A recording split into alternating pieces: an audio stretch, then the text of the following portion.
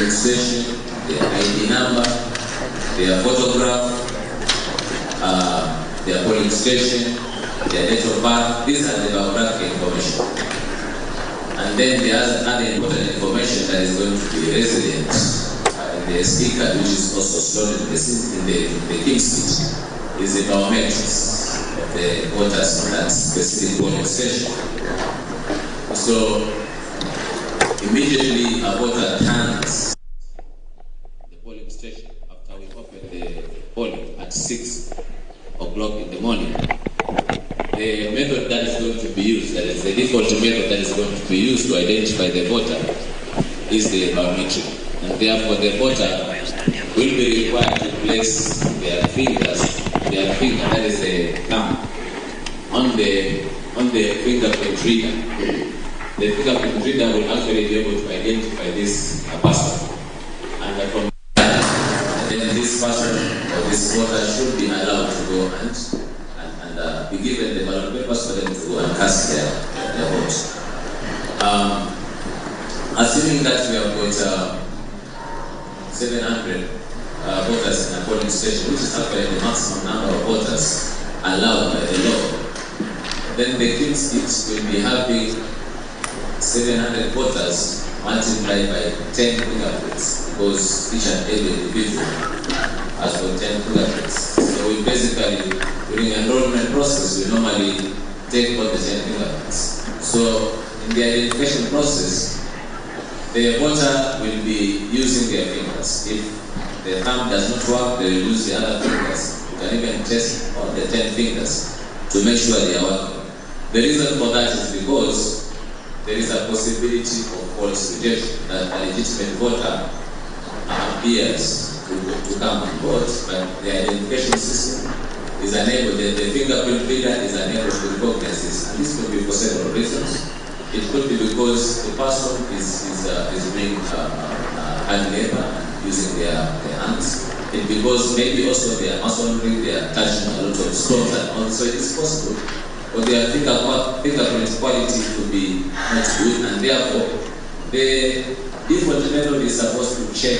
And when you place your finger in the fingerprint reader, the fingerprint, assuming that we have 700 voters, it will scan through 7,000 fingerprints, because we are talking about 700 times 10 per voter. So it will scan through 700 fingerprints to see whether this fingerprint that has been placed there matches with any fingerprint that is there. So in case then this doesn't work, then the next step is now to use what we refer to as complementary method. And this is where we are going to use the ID number or the passport number. Essentially, the document that the voter actually used to register the registration. So we'll actually enter the ID number, or even at the back of the ID number, there is a feature that you can use MRC to scan, and it will actually complete the information on the screen.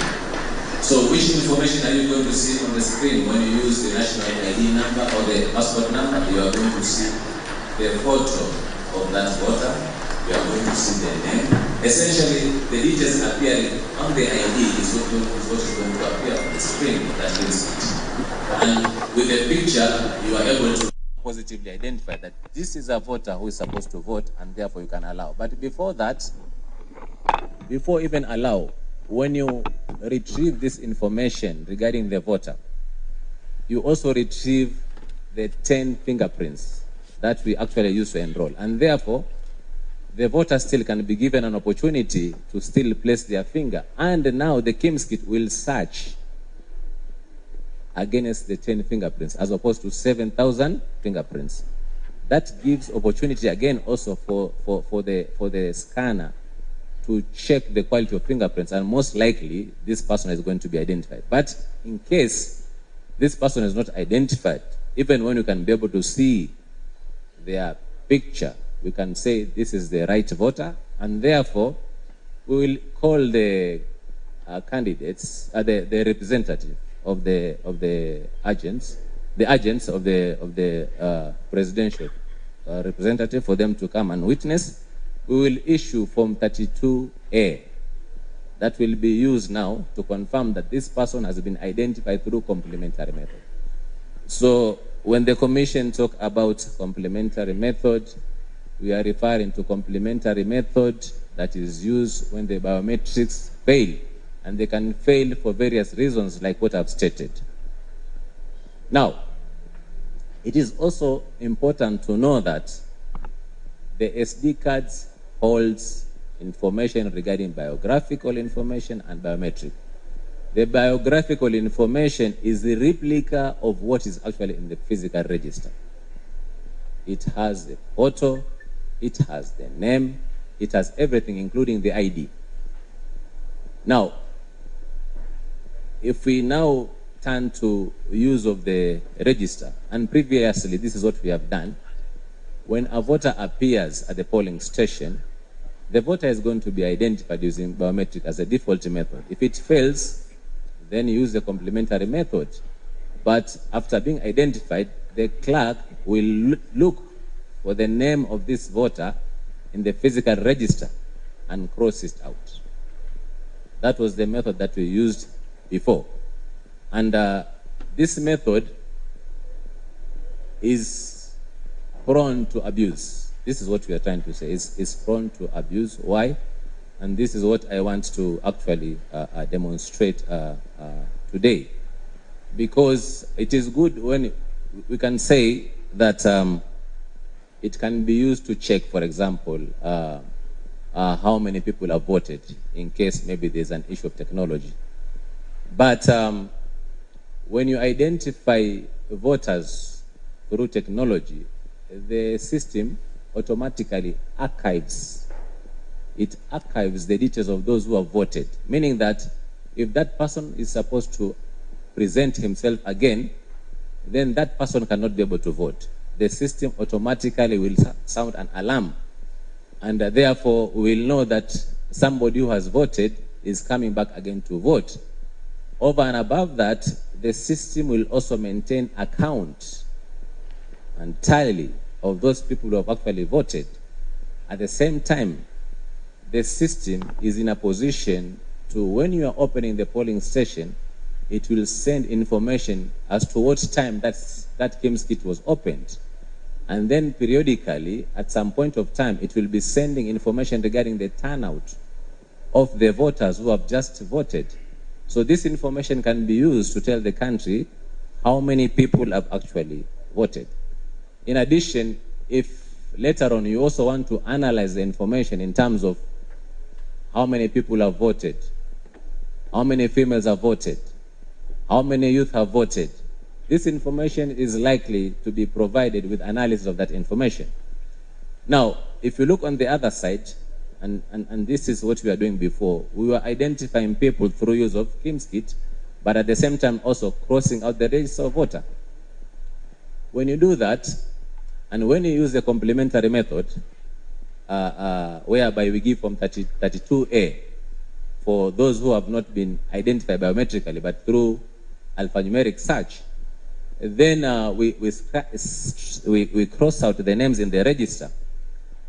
A certain period of time when people are tired, around 3-4-ish like that, and especially in remote areas where there are no observers, or maybe where there are also strongholds, it's possible for people now just to use information in the register of voter, like ID, to key in the KIMS, retrieve that information, allow the people to vote when they're actually not there in the first place. This is what we are saying, that this is something that can be exploited, and therefore it can lead to people winning illegitimately. And that is why the Commission is keen to ensure that the method that is going to be used will actually guarantee free and fair election. Now, this is what we are talking about. When you look at it, basically, it makes sense. Our returning officers will be at the Tallying Center waiting for results from the presiding officers. The presiding officers are just temporary officials that we recruit. They are going to work for possibly 2 weeks.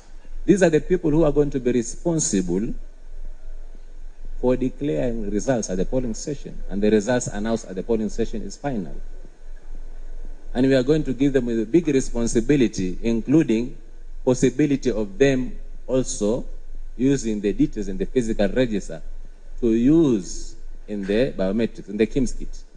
And potentially, basically, allowing people, or maybe even people, to vote more than once. Because if I'm somebody's friend and is the presiding officer, and I come and I say my ID number is this, and that ID number is basically entered, this information is populated there, and I'm allowed by the presiding officer, then it is possible that you can even do it ceremoniously when people are tired.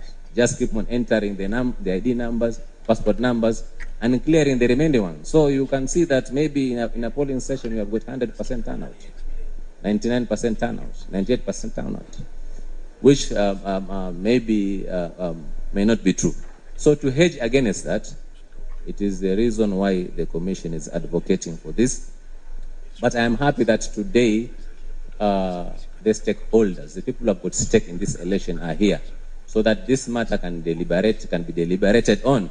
And whichever position is agreed today is what the Commission is going to go with. We are not going to stick to our guns. We are going to say that, okay, if this is what has been agreed, then let's go with it. But we must also understand the potential risks that are actually inherent in that process. Now, so that is about why use the KIMS kit to identify biometrically, and to use alphanumeric search as a complementary method vis-a-vis using now the physical register. Now, I think also the issue has been, how can you guarantee us that the technology is going to work? It's going to work without failing us, so that we can be comfortable as we are conducting ourselves, as people are voting. What assurance can the Commission give us? I think this is a challenge to us. But what I want to state is that, first of all, as we speak, in 2017, we bought 45,000 KIMS kit. And during our checking, because we have got a production factory, we are actually checking all of them to confirm how many are in a good conditions that can be able to be used during election.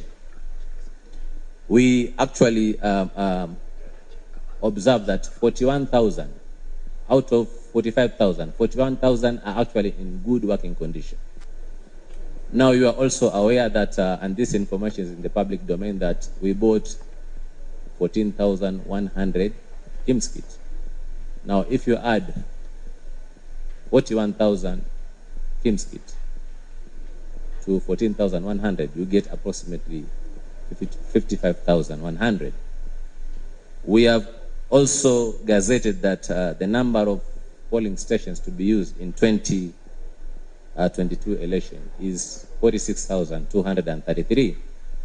If you subtract 55,100 from 46,233, the figure that you get, if you divide by 1,450 words, you will get that we will have 6 backup KIMS kits per word. Now, in comparison to 2017, we had 45,000. And the number of polling stations were 40,883. If you subtract from 45,000 and you divide that figure by 1,450, you will find that we had 2.8 backup kits. Essentially, if you round it upward, it's actually 3 kits per word. Meaning that we are going to this election with more backup kits compared to 2017. And therefore, this is to assure you that the mechanism has been put in place to make sure that the system is going to work. Also, what I wanted to let you know is that the KIMS kit, as I said, it works offline in terms of identification. It does not connect to any back end in terms of identification, because, like I said, the information regarding the register is the resident in the SD card. That is the biographic as well as the biometric information. Suppose we have a challenge with one KIMS kit, and based on our assessment, it's beyond repair, we cannot be able to use it. The simple thing to do is just to remove the SD card, bring the backup kit, and insert in this new backup kit, and there it is, it's going to work. It is going to pick from where actually we stopped from. And this information, like I say, is the resident in the SD card. So there is no cause to worry about, because we can swiftly be able to provide that backup kit and by inserting the SD card from the kit that is malfunctional in a kit that is working, we can be able to restore very quickly, and we work without losing any time. But suppose we lose time, again, also, you know, the law allows us to compensate for the lost time. So we are giving you all the assurances that the technology that we are going to use is going to work and is going to guarantee free, fair, and credible election. But going back to the issue of physical register, and I want you to go to the second slide. I want us to take ourselves back to 2017, whereby this similar issue was actually litigated upon, and it was actually litigated under civil appeal number 328 of 2017 in a case versus where the IEBC was sued. So it was a case between NASA and IEBC. In this petition, the aggrieved party argued that voter identification and transmission of election results should be exclusively electronic. That was the argument in 2017.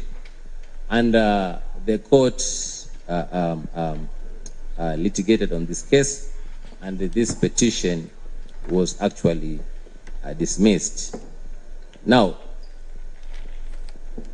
on the same case, the Court of Appeal adopted the IEBC internal memo dated 27th July 2017, which stated that the procedures leading to complementary mechanism of voters' identifiers should include, as stated there, that is, the presiding officer should ensure that voters are identified using biometric features, that is, using their fingerprints.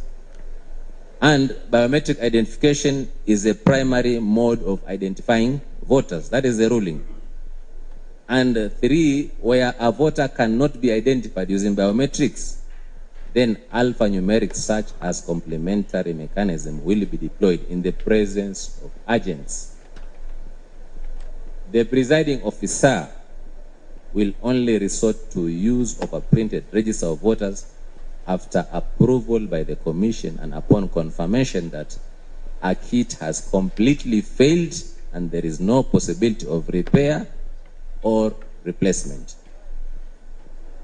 In which case the procedures in Regulation 26 of the Election Technology Regulations of 2017 basically applies. I think my last slide on this, and this is basically, like I said, is just to set tempo so that it can elicit discussion between the Commission and the stakeholders. Then why are we saying that we should use? I think I've been very, very clear in terms of why should we use a physical register? Why should we not use a physical register and use the KIMS kit as a method of identifying voters, either through their biometrics or complementary method? One is because, for one, the Court of Appeal judgment actually recognizes alphanumeric search as a complementary mechanism, which ruling I think up to now has not been challenged. It is still in force. And 2, like I stated before, the printed register basically creates a haven for conspiracy in the casting of illegitimate votes. So, ladies and gentlemen, I think I've tried my best to explain what is actually at stake here.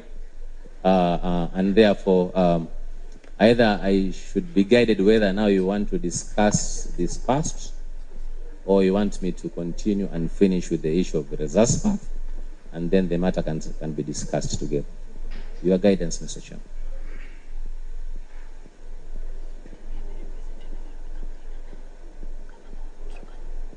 I proceed. Thank you, Mr. Chairman. I know the candidates are very busy. They want to finish up with this and they go on the campaign trail. Unless you want to have a cup of tea, we finish with this and okay. You know, to get we finish one by one. Finish with the print register, yeah. Then go to the next one. All right.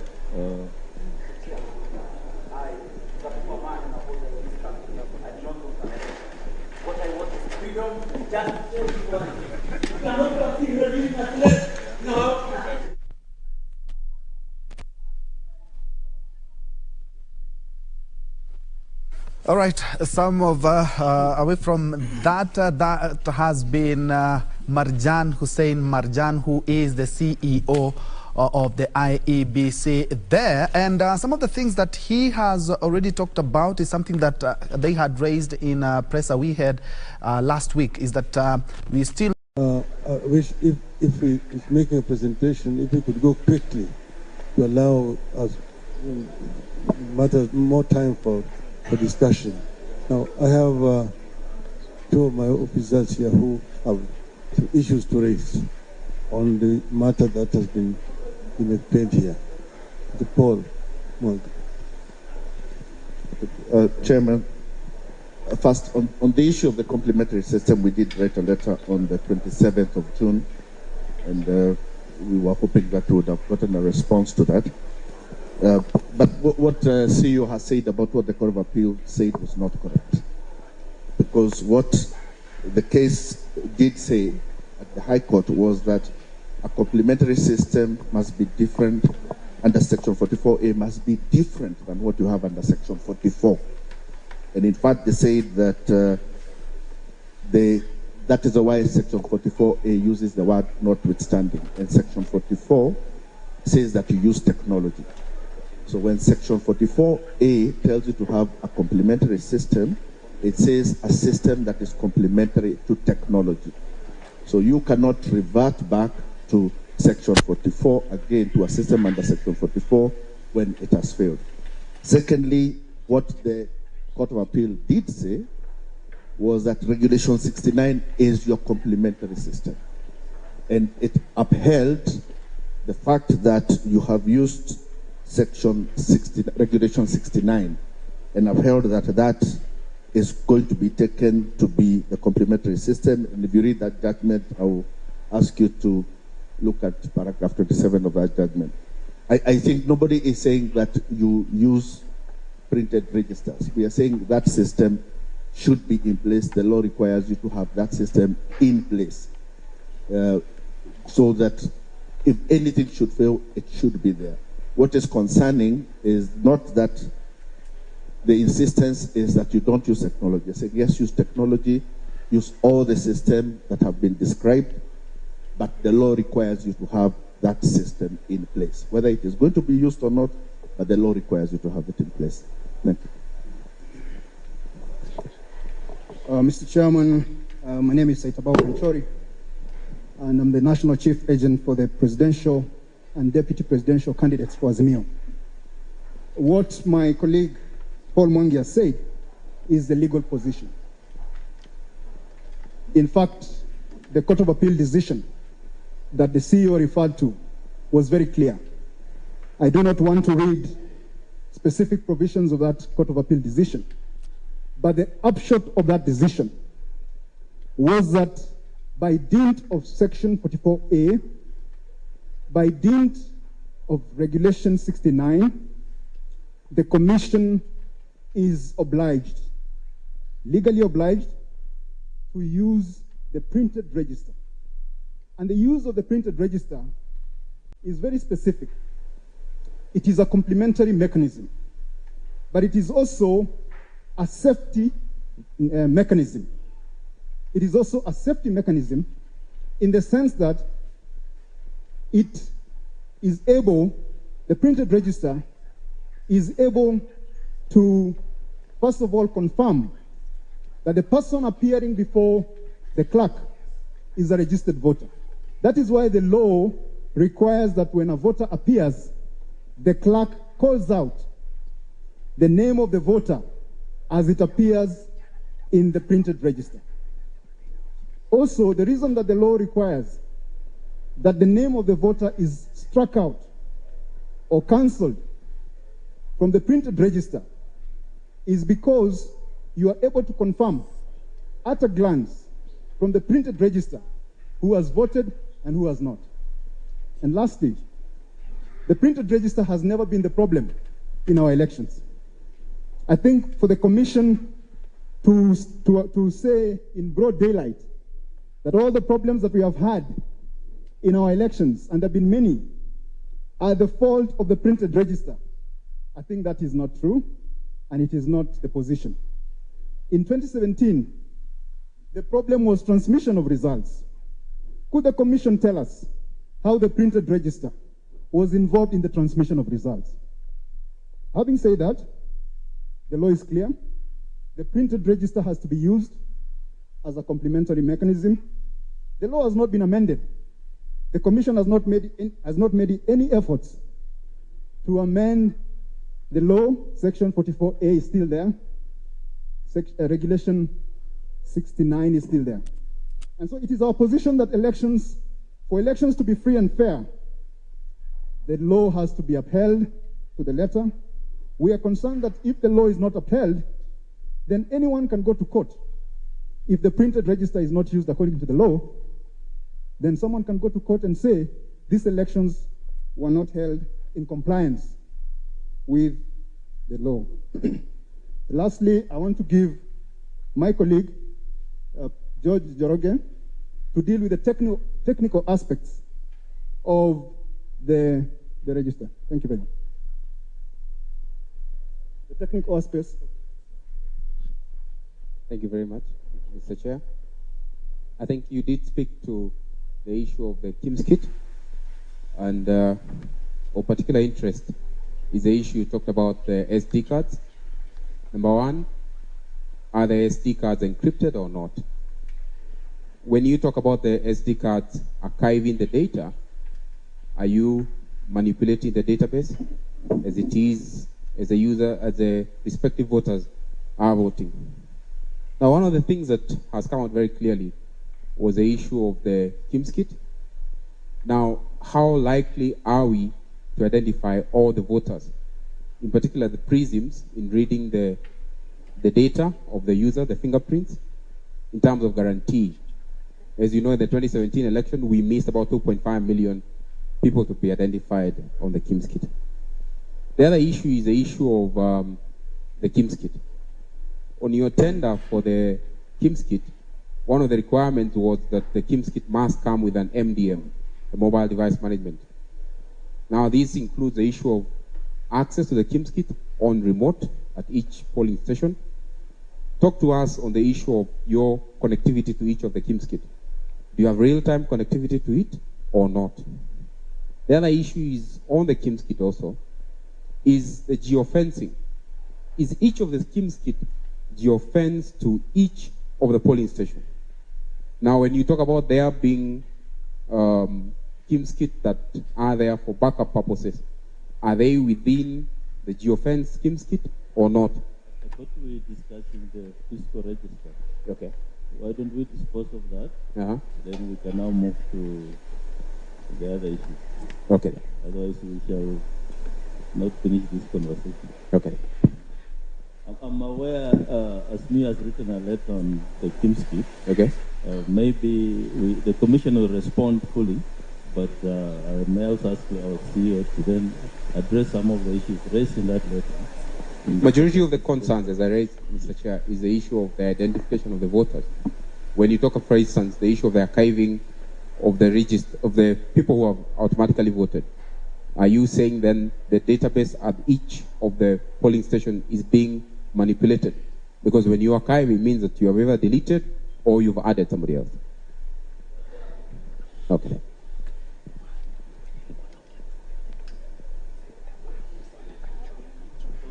We have another team. Let's take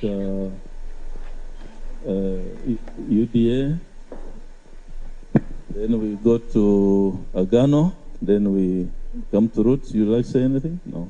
So UDA, then Agano on the issue. Thank you, Chair. Thank you, Chair and Presidential Returning Officer. And as I said earlier, Josephat Nanok is my name. I am the chief agent for UDA Kenya Kwanza presidential candidate, who is not here with us with his running mate because of a schedule he had done earlier. Remember very well your letter yesterday changing the timing from the afternoon to morning. Was received by us very late, and we even wrote you to reschedule the time. But I think in the absence of a response from you, we were forced to come and represent it. But he may catch us with us. There was no afternoon session. The letter of invite talked of 9 a.m., so there was no afternoon session. But okay, you're yes, joining us yes, if we're yes, continuing. We've listened to your presentation. We've been discussing internally with the running mate, the candidate and the running mate on the issue of the register. And we think that there is a very strong case to maintain the electronic register as the Commission has suggested, because our bigger interest is the credibility and transparency of this election. And I think that is very critical. You have given us an assurance that you have sufficient KIMS kits, and in fact, even an extra 6 which are a backup. We think this is fair. I don't know what the discussion around the printed register is all about. If the electronic one can be able to provide the transparency required and be able to be accessed by all voters, except in the stations which the Commission informed us, 1,111 polling stations with no 3G. I think we would like to know the assurance that this will be done in these stations, but also in the event of technology failure. How are you going to be addressing this? Because that immediately creates concerns if this matter isn't addressed. And then we also noted that you've recently gazetted the registered voters per ward.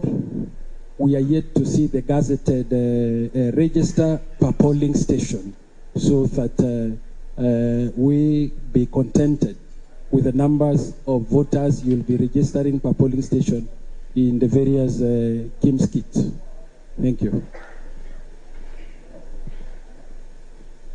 Yes, you want to add? Yes, I would want to add something towards my colleagues' presentations regarding KIMS kit or the use of the physical register. It is true that the physical register does open opportunities for people to walk in, pretend they are being verified from the physical register when they have not been identified through the KIMS kit, and as a result of which you could have many unregistered voters entering, or voters not registered in specific polling centers, entering into the stations, accessing ballot papers and voting by avoiding or circumventing the KIMS kit. Notably, the electronic identification of voters is the primary mode of identification. We should now not create a system that gives us a circumvent of that identification system. It will be very sad if we drive Kenya back to the place where we started many years ago, where identification was only being done through the physical register. So from my end, I would be more interested in knowing what is loaded in the KIMS kit. What register is loaded in the KIMS kit? Because even if you printed that register and what is in the KIMS kit is what is in the physical register, nobody then needs to worry. Good thing about the KIMS kit, it has digital footprints. It can actually say we have 20 people who walked into this station, and as opposed to the physical register, if 30 people walked in, you're not able to verify using their identification, their biometrics. You're not able to say using biometrics that a real human being walked in, or that human being was only given one vote. One man, one vote, one woman, one vote. The physical register would open opportunities for one person walking in, purporting that the KIMS kit has not identified them, purporting to use the physical register, and thereby allowing even one voter to vote 5 times within a station. So for me, I think it is important we keep to the KIMS kit. It has a complementary method, and it is preloaded. In fact, what I think IEBC should be doing right now is opening the system of what you are loading into the KIMS kit. The political parties would want to know, are you loading the correct registers into the KIMS kit? Where is the audit report by KPMG? How many voters had been transferred to wrong polling stations? Have they been restored back to their polling centers? Once we verify we have the right register going into the KIMS kit, then we will have the confidence that what is preloaded into the KIMS kit is going to be okay. We are also aware of the fact that the identification system is not using the network system, because we assume you have preloaded that record into the KIMS kit. So whether there is network failure or no network failure, a voter can still be identified through the KIMS kit. The network story only comes in at stage 2, where you are doing the results transmission. And that's a discussion, I believe, which is in the agenda. But for the time being, the UDA position, the Kenya Kwanza position, is that identification of voters must have digital footprints, and we stick with the technology, no physical registers. Gano.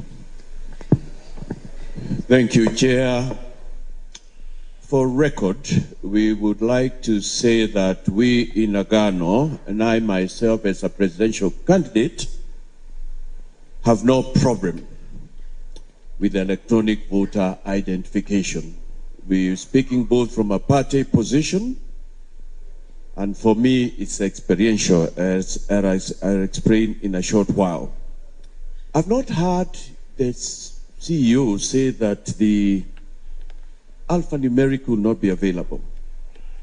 I've heard, and maybe this can be corrected, that depending on the circumstances, yes, it will be looked into, and that should give anybody, it gives us comfort. The only area that would be of worry to us is what happened if there was no connectivity and things like that. And you have said that it will be able to work, and it works offline. You have said you've learned that from the 2017 mistakes, and you're no longer in that space. If I can backtrack a little, everything is going electronic. Even for those of us in any space, I'm in the legal profession, and any opportunity to do things electronically, we are running to it.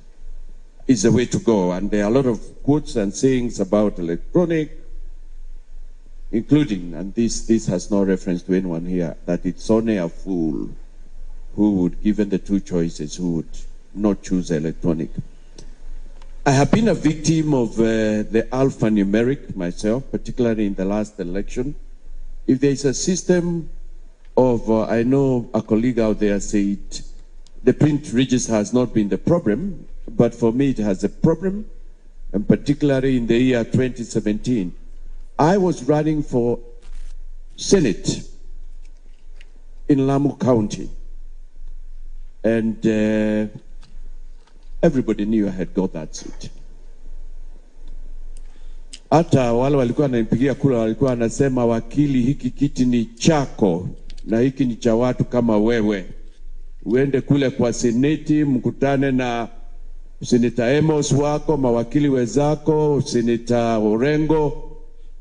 But woe and behold, what happened from the alphanumeric in Pate, in Kiunga, you name it, in Boni, in those places where I couldn't reach. I woke up one day and I learned there are levels of rigging. Finally, but though there were also additional measures, like what has been referred as uchaguzi wa vifaranga, you know, where a senator who has a knack of fighting every woman who crosses his way got in instead of me.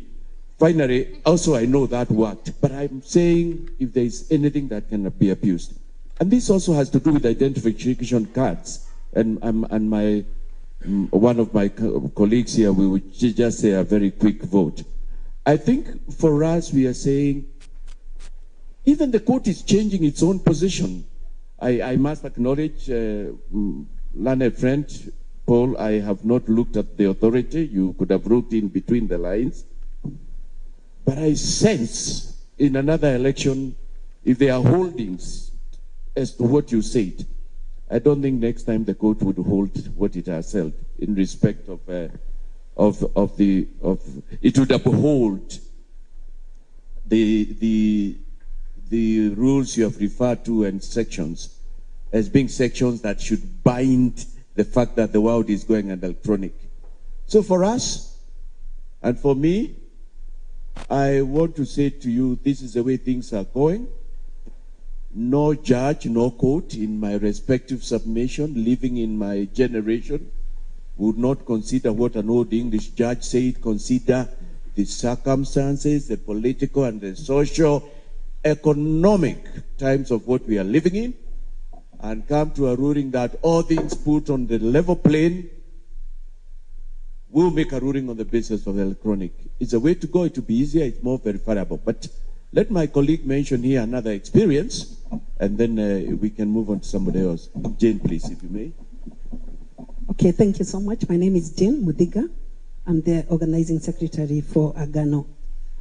In the past, you've had cases whereby desperate candidates would go to the ground and maybe buy ID cards from some youth or the like, or sometimes you may have a voter who have lost an ID just a few days, a few weeks or something before the day of voting. So the CEO, maybe I would want some clarification on this, that when you talk about the use of electronic system, first preference, and in this preference, actually, the most important part is identification through the fingerprint, the fingerprints. That means that the first option is using the fingertips, and then the second option would be the biometric.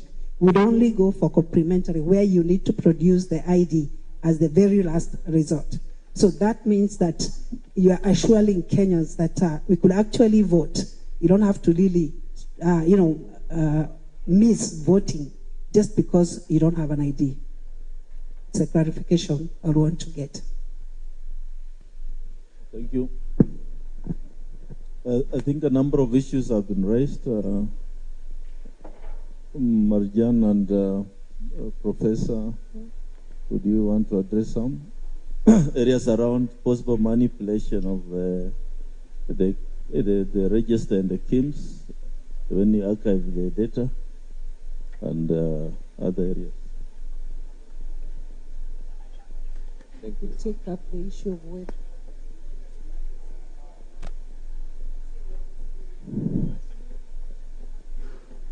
you could take up that issue of whether political parties could be allowed to observe the e-register that is being loaded onto the KIMS kit.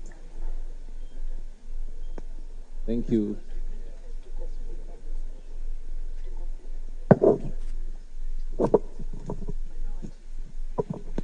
Maybe as you respond, you might want also to comment to the fact that there is an interim order against a commission that requires you to have the registers. And your lawyers came to court and said that the registers are ready and that they are there. And an interim order was saying that you must provide them on election day. Maybe you want to comment on the issue of compliance with that order. Thank you. Thank you very much. The the issues related to legal aspects of the register.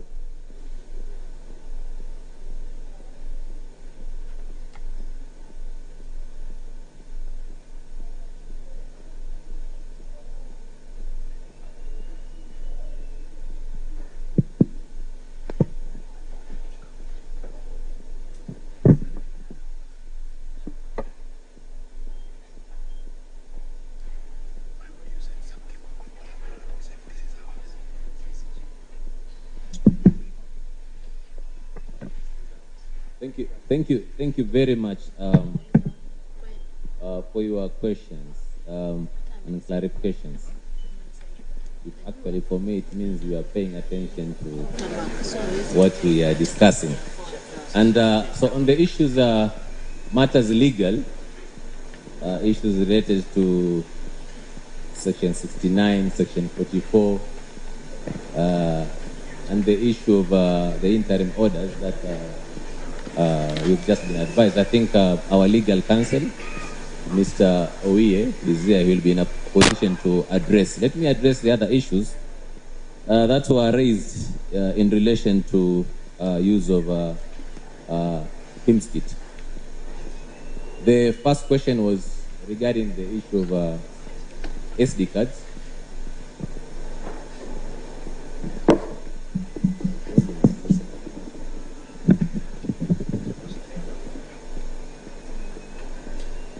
So the first question was on the issue of SD cards and whether the SD cards are actually encrypted or not. My answer to that question is yes. The SD card is in the information that resides in the SD card is encrypted, and therefore, if the SD card is going to be lost, nobody can be able to access that information unless you have the decryption key. So then the information actually inside the SD card is actually secure. The other question is on the archiving of the voters who have already voted. Yes, the system basically automatically archives any person who has voted. And archiving does not mean deleting. Archiving means that you are marked that you have already voted. And therefore, this information, if we are even to avail it in the future, we can even tell you who has voted. The only thing we cannot be able to tell you who he has voted for who. But in terms of who has voted, what is his age, what is his sex, what is the sex, and the rest, that information can be provided. How effective is the KIMS-KIT in identifying? How did it, I think we all know, and with that we did not have any problem in 2017 in terms of identification. In fact, I want to confidently say that by 5, almost all the voters who had turned up the polling station had been identified. Maybe at that particular time we were also using a combination of the KIMS-KIT and the physical register, but in terms of identification, it worked very, very effectively.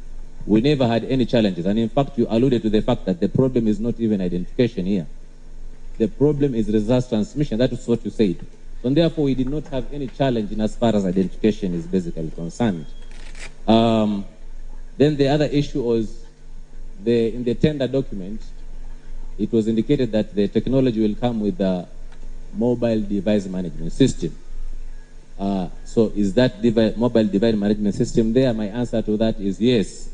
The mobile device management system is there, and you can be able to use it to poll all the devices that have actually been deployed for the purpose of this election. And we are ready to provide you with all the information regarding the kits that are going to be deployed. And therefore, you'll know which kits have actually been used for the purpose of identification. And not just identification, but also later on, they are going to be used for the purpose of results transmission. Then the other issue is regarding, are they going to also be real-time? There's going to be real-time connectivity or not? I wanted to restate the fact that I said that for the purpose of identification, the KIMS-KIT is going to work offline. But remember, the KIMS-KIT also has got 2 SIM cards. The primary SIM card and the secondary SIM card, which is basically the backup. This KIMS-KIT, in order for the MDM to poll them, they must also be accessible to the device. And therefore, the MDM will be able to poll using the connectivity. And therefore, you are able now to poll and say this divide is actually working, it's actually at this particular place. And therefore, the KIMS kits, and I also stated before that the KIMS kit will be used to transmit the turnout at a specific time. It cannot transmit when it's not connected. So it's going to be connected so that you can be able to poll and that you can be able to send some information regarding turnout. But in as far as identification is concerned, the KIMS kit is going to be used offline. Now, there's a second question that basically followed that. Is the KIMS kit geo-fenced? And the other backup kits, are they geo-fenced? My answer to it is yes, because at the opening of the polling station, whereby the information in the KIMS kit is going to be for a given sector beyond the polling station. At the opening of the polling station, you use the QR code to lock the polling station to the 700 voters who are actually in that polling station. And therefore, the information that is going to be used for the purpose of identification is going to be the 700 maximum, or the 200, or the 19, whoever has actually been is in that polling station. So the KIMS kit is going to lock itself.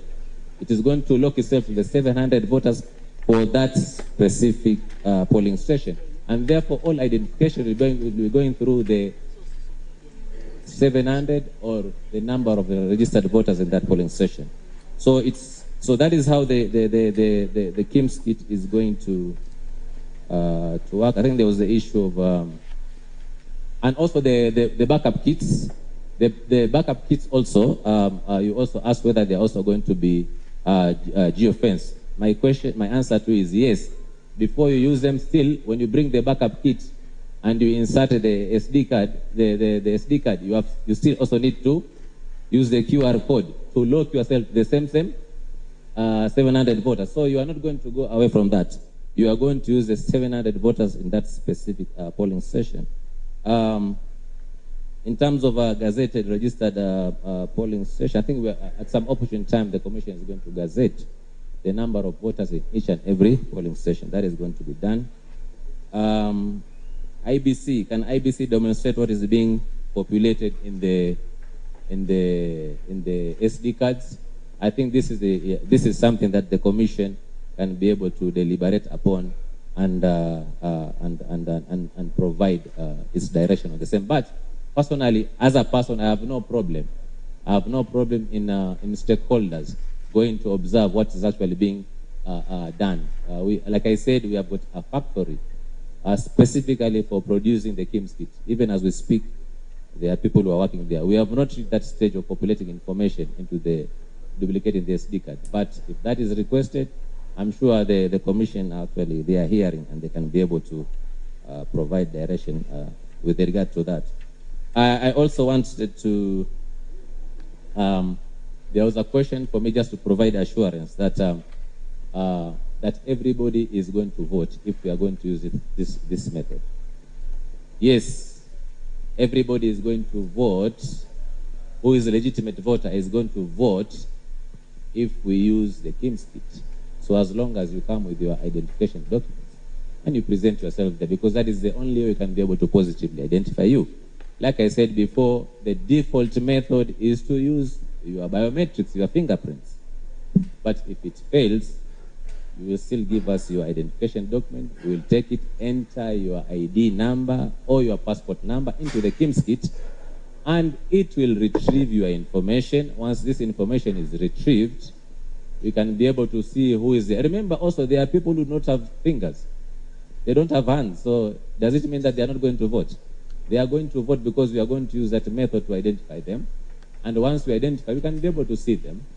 The picture is actually there, and therefore they will be allowed. To vote. There was the issue of where there is no connectivity. What happens? I think we are going to talk about that in terms of results. But I wanted to let this meeting know that as a commission, we are not saying that the physical register should not be used. We are saying that if we are to use a physical register, it should be the last resort, whereby all the other methods have actually failed. And therefore, this should basically be the discussion. Thank you very much.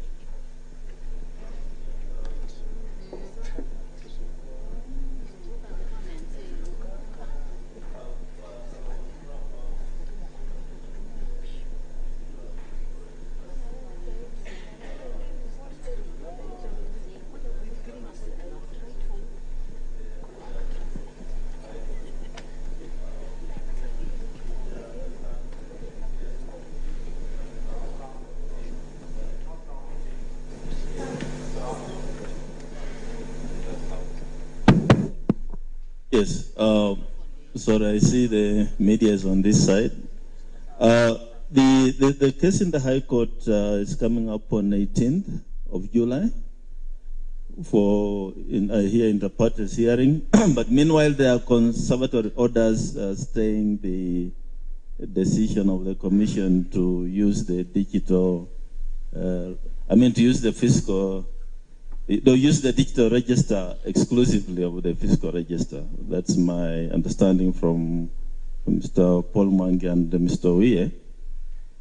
What we shall do as we wait for the hearing and determination of that case is the Commission then will proceed with the ballot printing as well as printing the register for each polling station in terms of what we have in the KIMS kit as we await that determination of that case or further deliberations. I don't know who went to court, but I'm sure the lawyers then can advise on the way forward. Instead of us discussing here, because the matter's in court, I think we leave it that way for now. We shall print the register as we wait for other deliberations in court and or any other forms of discussions and settlement.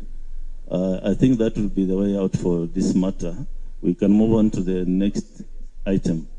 There is one aspect you have not still handled, the issue of whether you can allow accountability and verifiability of the content that is being loaded, whether the Commission is open enough to allow political parties to observe the process of what is being loaded into the KIMS kit. Yes, I got your question. I thought the CEO attempted to answer it. We have a factory where we are processing the KIMS kit.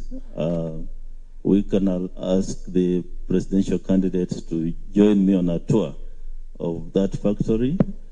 You'll observe what's happening. We have not reached the stage where we are loading the data, but the kits have been being prepared. And any time now, we can agree on a date when we can tour.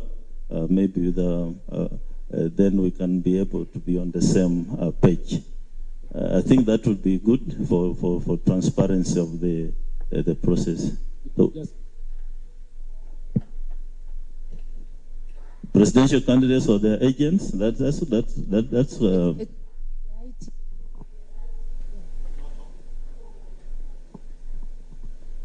yeah, we can work around that. Let's agree on that. But a very small number of maybe maximum 2 people from each side, because of the sensitivity of the process. So we are open to that. I think the team then, as CEO, can liaise with the good thing is that you are not many, so we can arrange this quickly, and you're all here.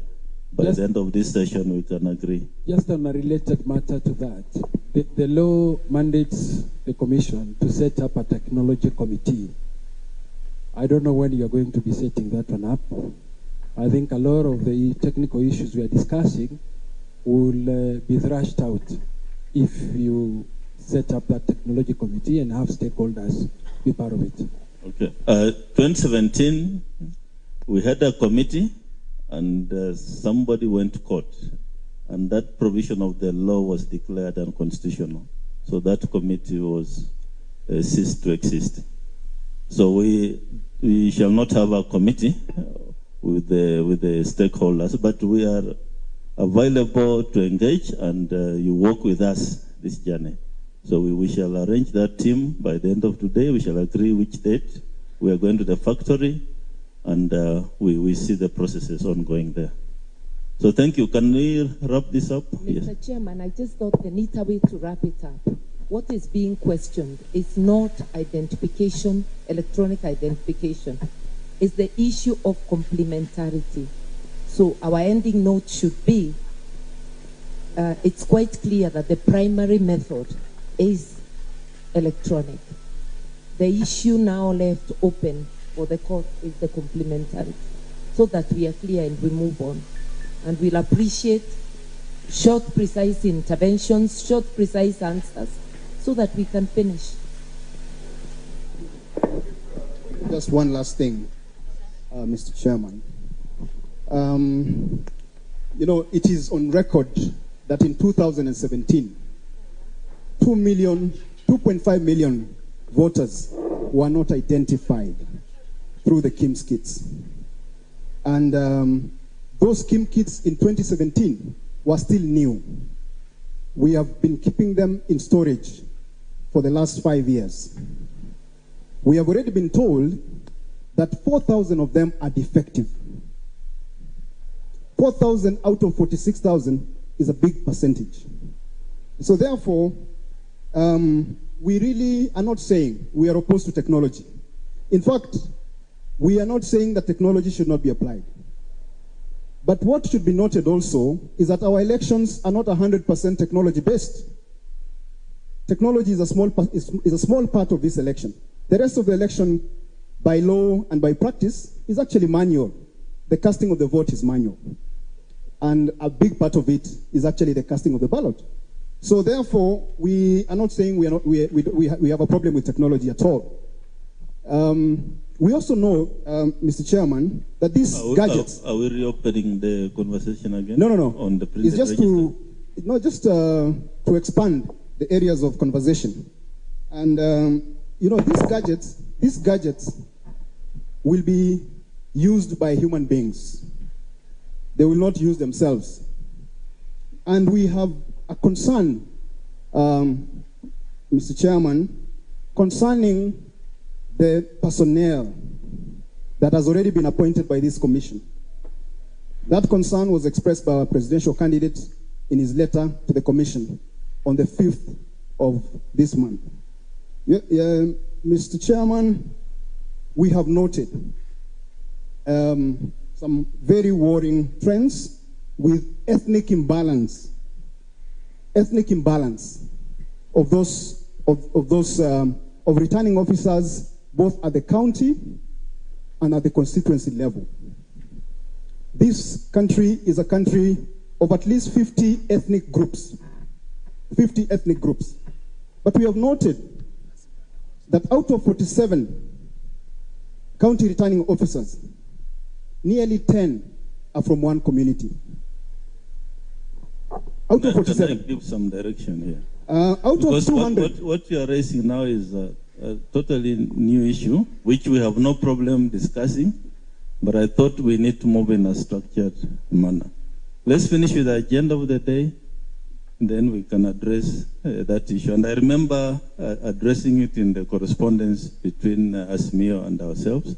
We can revisit it now and make clarity on it, but I suggest we finish the agenda of the day. Yes. Yeah, then we can deal with that. But that's an issue we want to put on record today. Yes, I have no problem with that. We are here for you. But let's just finish the issue of the results part, then we can take a note of, you can complete that line. Thank you. Yeah, Marjan, please proceed on the result part. Then if you have any other question, please hold it so that we can move in a structured manner. But I agree that the primary identification is the biometric. The commission will prepare the registers because we don't have time to wait for the outcome of the court. We shall run out of time.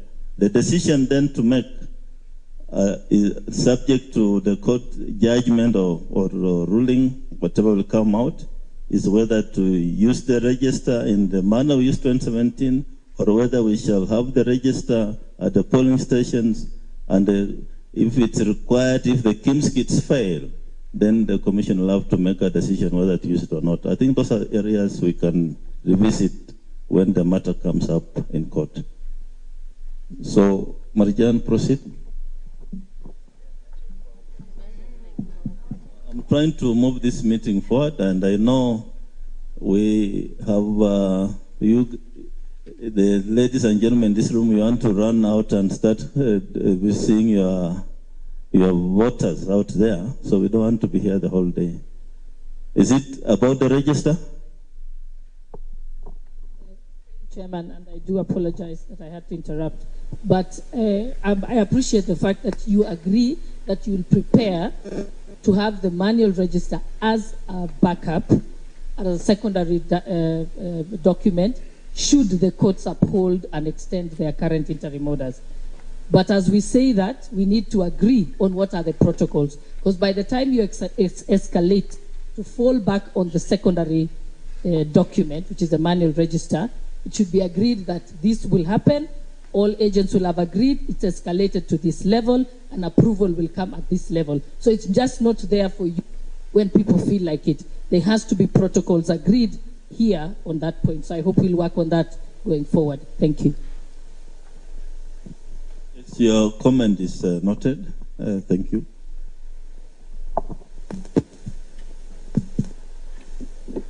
I wanted somebody to project the... And briefly, not much detail, just yeah. Very good. Thank you very much. So it's about the results part. So what normally will happen after voting has been done, counting has been completed, the results from 34A is going to be filled by the presiding officer after the counting, and this results is going to be confirmed by the agents. Once they confirm, then the returning officer, the presiding officer, sorry, and the agents will sign the Form 34A.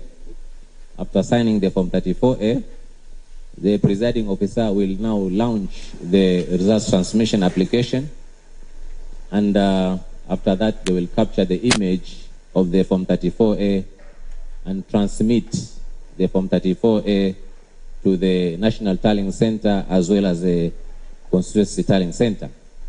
And thereafter, the presiding officer will give copies of the Form 34As to all the agents. One copy is going to be pasted on the ballot box. One copy is going to be pasted at the door of the polling station. And after that, the presiding officer will then now move physically with the physical documents, that is the Form 34As, to the Constituency Tallying Center. The Constituency Tallying Center returning officer is going to receive the Form 34As, and of course, before that, we would have been in a position to access the images of what was scanned before and sent at the polling station. So through our backend system, the returning officer is in a position to access the images of the Form 34As for the respective constituency. The returning officer, even as they are waiting for the physical copies to come, they will basically populate the information using the image to the Form 34B. Form 34B is a collation of all the Form 34As. Once all the polling stations have been populated, we will use now the physical copy to verify again, entry one by one. The physical copies received will be used to verify all entries in each and every polling station in presence of the political party agents. Once that one now is done, then the agents again will sign the Form 34B plus the returning officer and the deputy returning officer. Then from there, the physical copies again will be taken by the returning officer to the National Tallying Center returning officer, who is the chairman.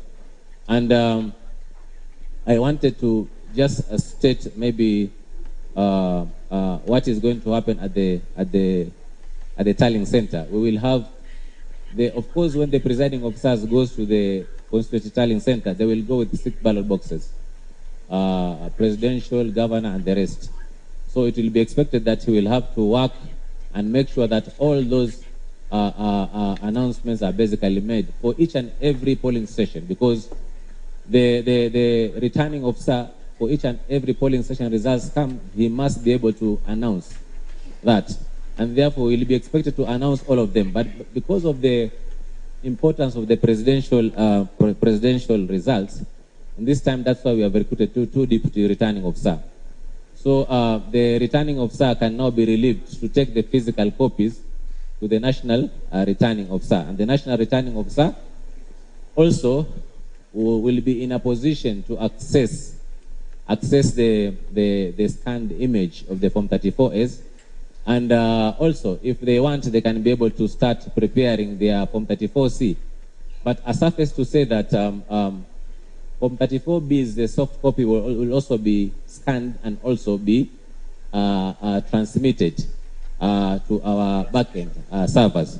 And therefore, what is going to be available for the purpose of public and for the purpose of stakeholders is going to be the scanned copies of Form 34As as well as Form 34Bs. And at the National Tallying Center, they will be handing over and taking over of the physical forms that have been received from the returning officers. The chairman and of course his team, they will actually use the Form 34Bs that have been brought to them to verify all the entries of the polling stations using the physical Form 34As. And after verifying all of them, they will now be able to prepare Form 34C. Of course, as they do that, they pay attention to any errors that may actually occur. These errors are going to be recorded in error collection form, and this report is also going to be presented. In essence, the National Returning Officer must satisfy himself all the entries in the Form 34Cs have been physically verified by the Form 34As, and that the agents present are also going to validate the same. And finally, then the Form 34C is going to be signed by the National Returning Officer as well as the political party agents. It's only after that then the chairman can be able to declare who is the winner. Suppose there is no winner because no one has met the 50% plus one margin and the 25% of the majority county, then it means that a run-up is going to be there, and the chairman is going to declare accordingly that in the next 30 days, then there's going to be a run-up. So that's a simple projection in terms of how the results is going to be sent from one point to the other. Thank you very much.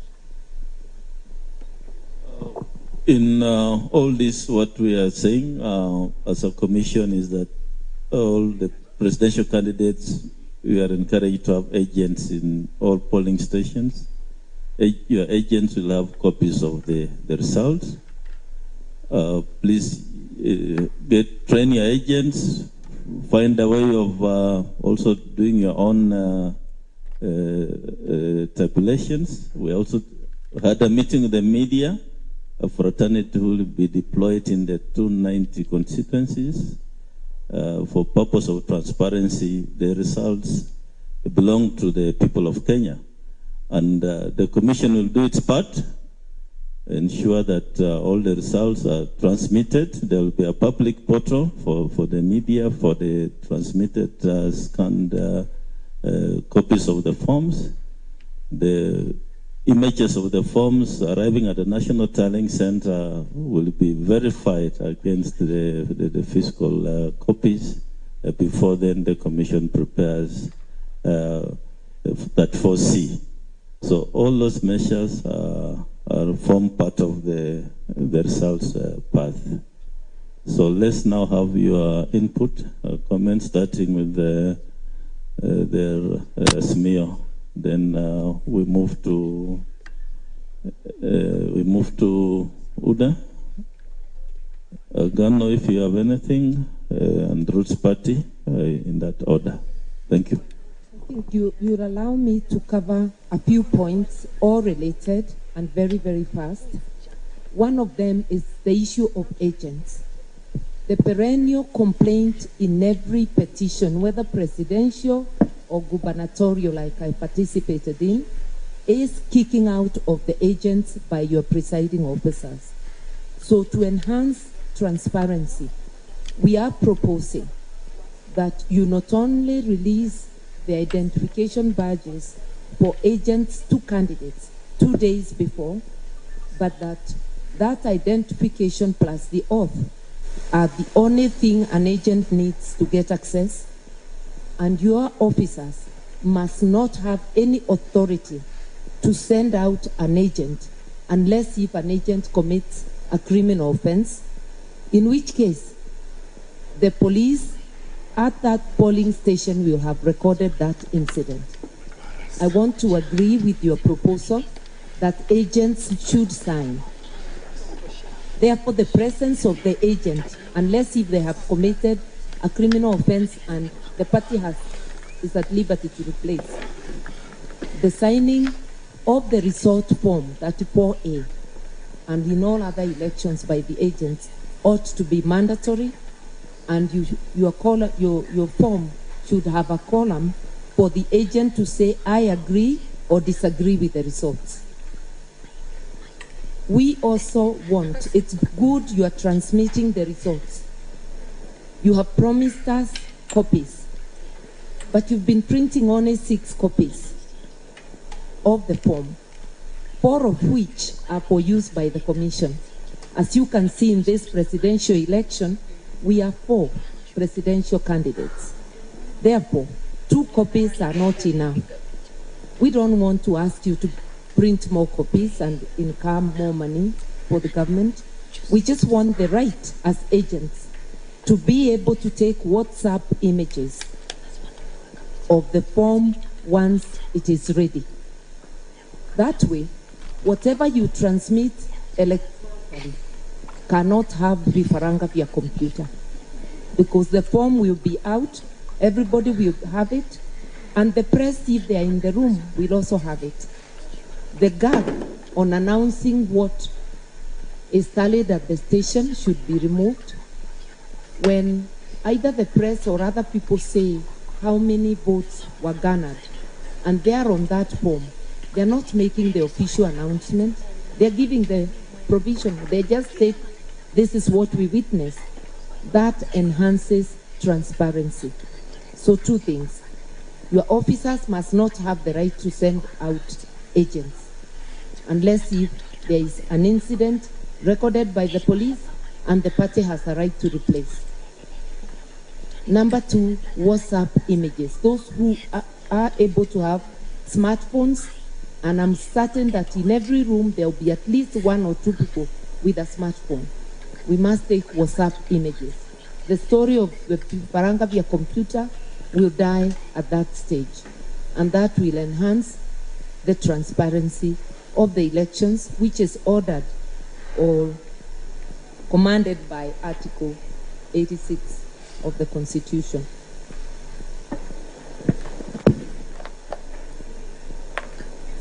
On the day. Oh, sorry, only 1 point. I'm being reminded by my principal that the order of counting in every polling station, it should be clear that they start with the presidential ballot. They don't always do so. I've been at polling stations where it is not done that way. So let the commission be clear. And finally, people commit deliberate electoral offenses. That is employees of the commission, and they hide behind the word commission. We want to request you to unequivocally and publicly tell your officers that anybody who violates the electoral code deliberately, we will face the law individually. Last year I tried to privately prosecute 3 of your officers. Now that we are busy in elections, I may drop the appeal, but we need them to know that it is personal responsibility. The elephant called the commission must be dissected to that polling clerk, to that candidate, to everybody. Thank you. So that we don't come back, I'm being reminded that oh, okay. I think the audit report had already been asked in the previous by our competition in UDA, and I think we are in agreement that yes, we need the audit report by KPMG, but that now can also be bared to us as we inspect your factory. Thank you. You dear? Thank you, Chair. On the 9th of June, when you invited party representatives, candidates, and their agents to simulate the electronic transmission, result transmission system, the stakeholders pointed quite a number of shortcomings on that system that was presented to us. Number one, it was not user-friendly. We asked you to make it user-friendly. And the second, there were also a number of other bottlenecks, particularly transmission and the time it was taking for information to be transmitted from a polling station to you. I think we would like to know what effort has been made, or whether you're going to be doing another simulation that includes the comments we had made. Second, we fully embrace the system of the results forms pathway that you have presented. The bigger concern is on the transmission of the results from the polling station direct to the National Tally Center. And we will ask the Commission to share with the chief agents the GPS coordinates of all the KIMS kit. I think it's critical so that we can know it is actually the KIMS kit that was deployed to that polling station that is transmitting, but also provide a backup access to chief agents so that they are able to confirm the GPS of the KIMS kits as they transmit the results. We will also want you to make assurance not only to us but also to the public on the public portal will be accessible even when many Kenyans are logging in. I think we need that assurance that information will be available at any particular time. And of course, I know the Commission has asked parties to have one agent in a polling station. We are asking you allow candidates also that are going to be in this election to be able to have agents to represent them in the various polling stations where voters will be voting. Thank you. Unless my colleagues wants to add, I think Dr. Linda Musumba is head of legal in Presidential Secretariat.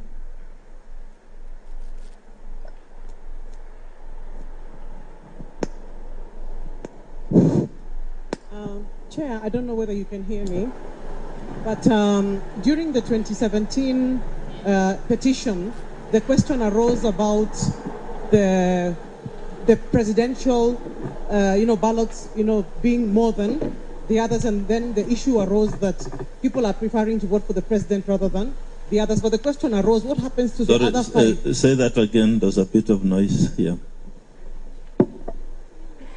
Sorry, Chair, I was asking, during the 2017 presidential election petition, the question arose, what happens to the other 5 ballot papers where a person does not wish to vote for the president? And the Commission, through that process, explained that each ballot paper, even if one elects not to mark it, ought to put it inside the different ballot boxes. So we just wanted to know the accountability mechanism that the Commission has put in place to ensure that if we're going to get 2,000, let's say, votes in a ballot box for presidential, that we shall get the same number in the others, so that we don't have a situation where ballot papers in the presidential are many more than in the other boxes. We just wanted that accountability mechanism to be explained. Thank you. Yes, now on the, let's finish with Uda, you're done. I'll go to Agano, then I see Asmia is not done yet.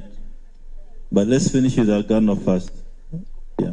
Asanti mwenyekiti, yangu tu ni kuongezea yale yamesemwa na wenzangu na kusema hivi, ningependa kuomba commission ya kwamba muongezee matangazo ya kuwaelimisha Wakenya kuhusu haki zao kwa polling station. Ni ukweli wa kwamba returning officer hawa wenyu hata hao wanarig kushinda wengine wote. They confuse people. They act like they are small gods. And if you don't have an agent, you are at their mercy in the particular place. Na kaza kama mimi sijui kama nitaweza kupata maagent kote, Madera na kwingineko. Unajua mimi sina pesa ya serikali ama ya kashfa ya kuandika maagent popote. And I have seen them do these things. But let me finish my point. Let me stick to the point. Let's have some decorum in the meeting. No. Yeah, yes. I'm talking the truth. Please run more campaigns, please, on educating on their rights. I agree with the honorable running mate. Allow people to use electronic gadgets to capture what's happening, because there's a lot of abuse that goes on there. And one more point from us, Bishop, very quickly. We want to seek leave, attend to other matters, but we have a very robust team behind us. We apologize for leaving before the end. Wajackoyah.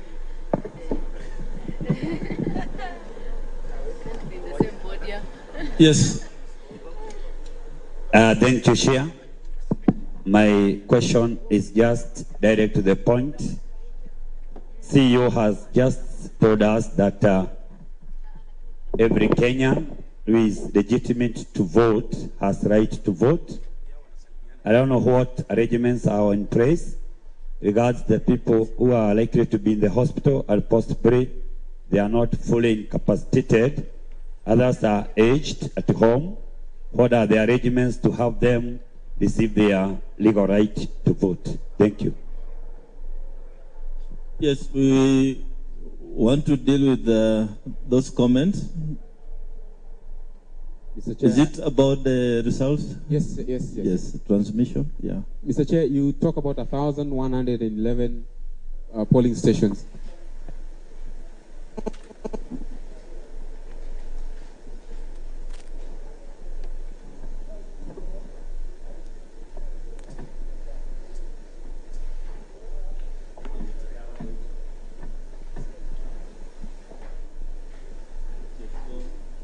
Mr. Chair, you talked about 1,111 polling stations that do not have connectivity to 3G.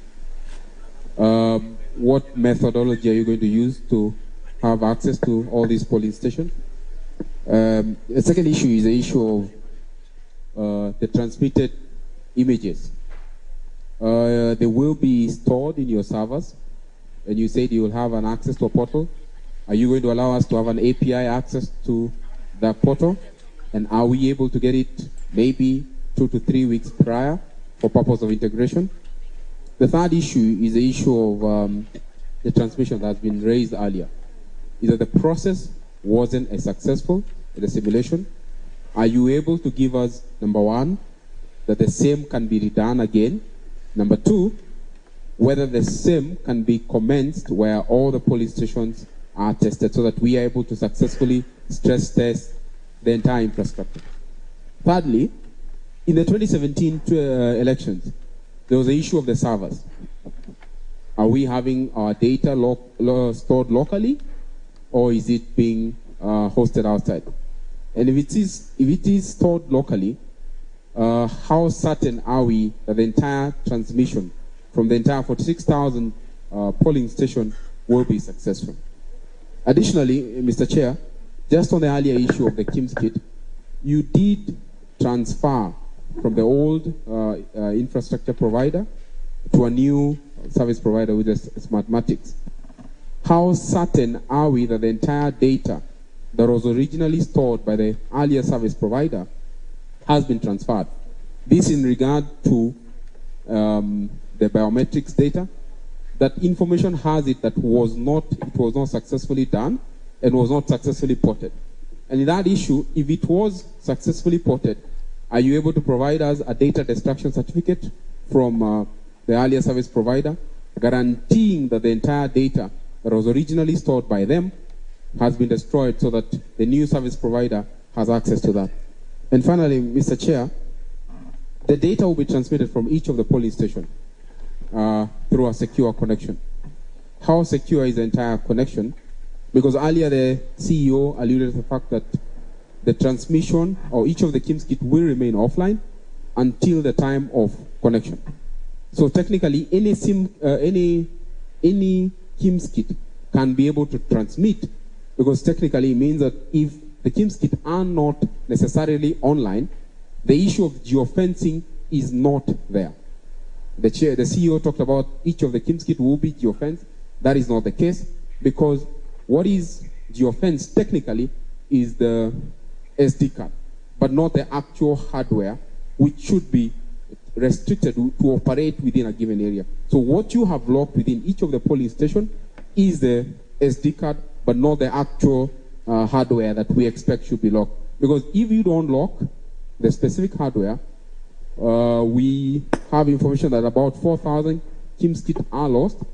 So technically, you're saying that anybody can walk in with any KIMS kit and be able to have access to the same.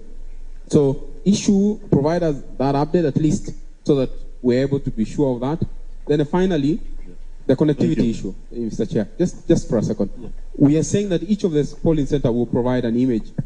I mean, the capability of each of these network transmitting more than 24 GB of data within any given time, owing to the fact that every one of them will transmit data at one given hour, will be impossible.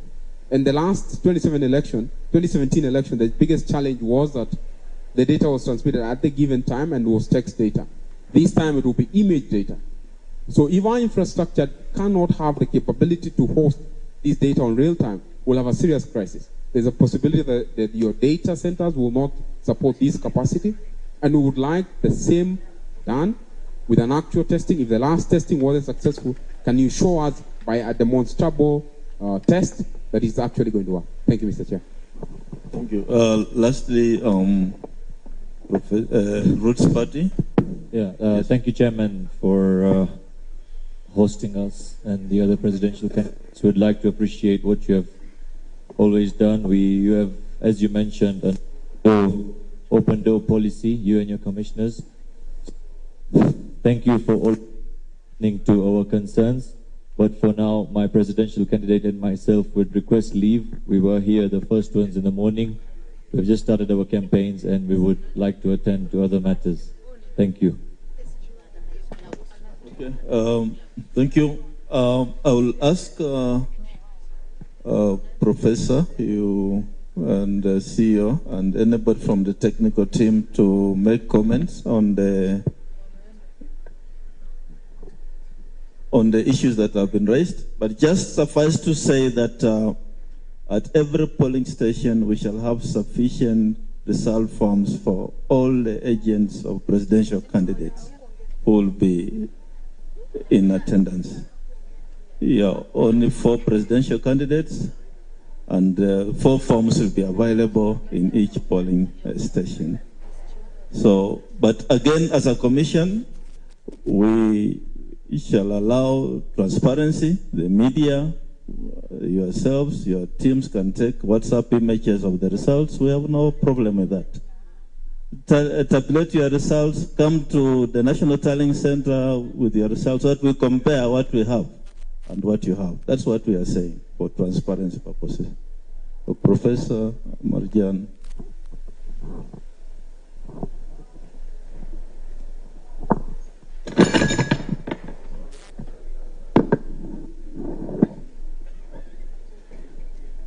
At least I'm safe.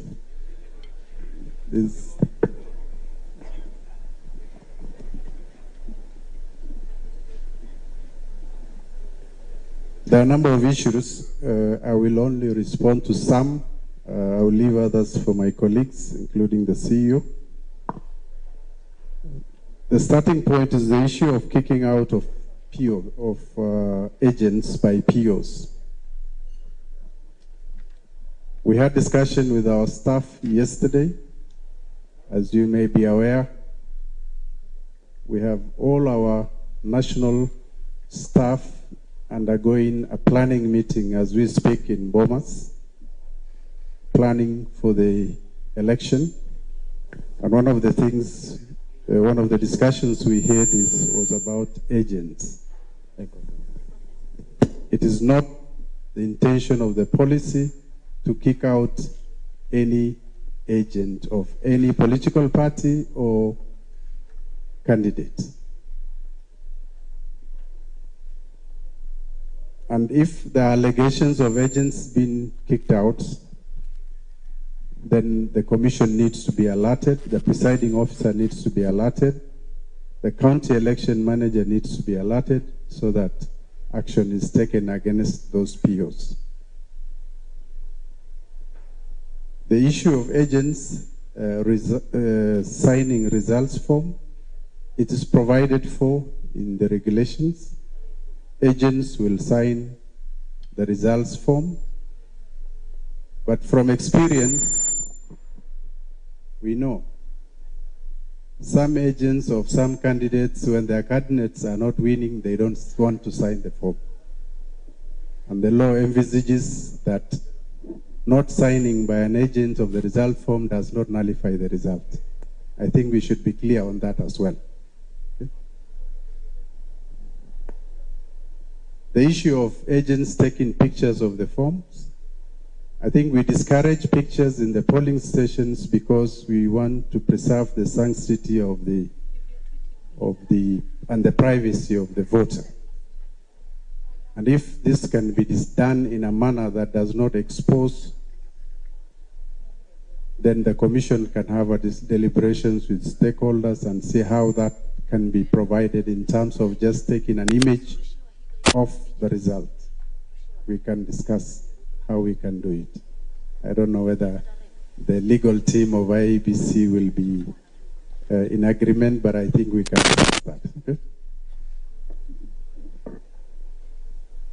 Result transmission simulation challenges. I don't know, somebody has a hand up and I'm still responding. Thank you. Just one interjection. I think the issue of saying that we cannot have cameras in the polling station because you want to respect the sanctity of the secret vote. Nobody is taking pictures in the booth where the person is. That is where it's not allowed. But in terms of taking the result form or taking a video of the returning officer making the announcement, I think we are permitted to do that. I thought I said we will sit with you guys and agree on a protocol. Is that a problem? Okay? I didn't say otherwise. Okay? In terms of results simulation, of course, it was a simulation, and a simulation is to test. And when you test, it can either pass or not pass. We did a simulation. There were a few challenges. One of the main challenges was that all our MNOs, mobile network operators, were not on board. They had some logistics in terms of moving some of the kits to the far distant counties where the testing was to, result transmission was to happen. So we had a few challenges, and we had internally said we will redo it again.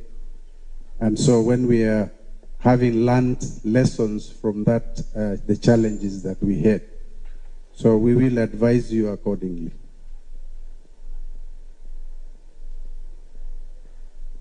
Now, yes, the GPS coordinates of all polling stations will be shared with political parties. We actually gave GPS coordinates to the Communication Authority, and that is how they mapped out polling stations or polling centers that are outside 3G coverage areas. So this can be shared with political parties. Public portal accessibility, I will leave to Marjan to address that. In terms of agents, one agent per party not being enough. We have classrooms as our polling stations. And you know our primary schools, how small the classrooms are. We have elective positions where, for example, in MCA, in the last election, in the range of 40 candidates. Just one elective position. And we have a huge number of independent candidates. So if each candidate is to have an agent, that classroom will be congested.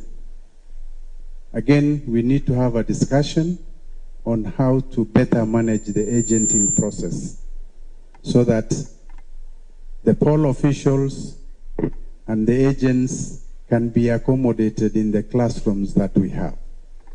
It is not our intention to shut out anybody's agent, but we need to operate within the spaces that we use as polling stations.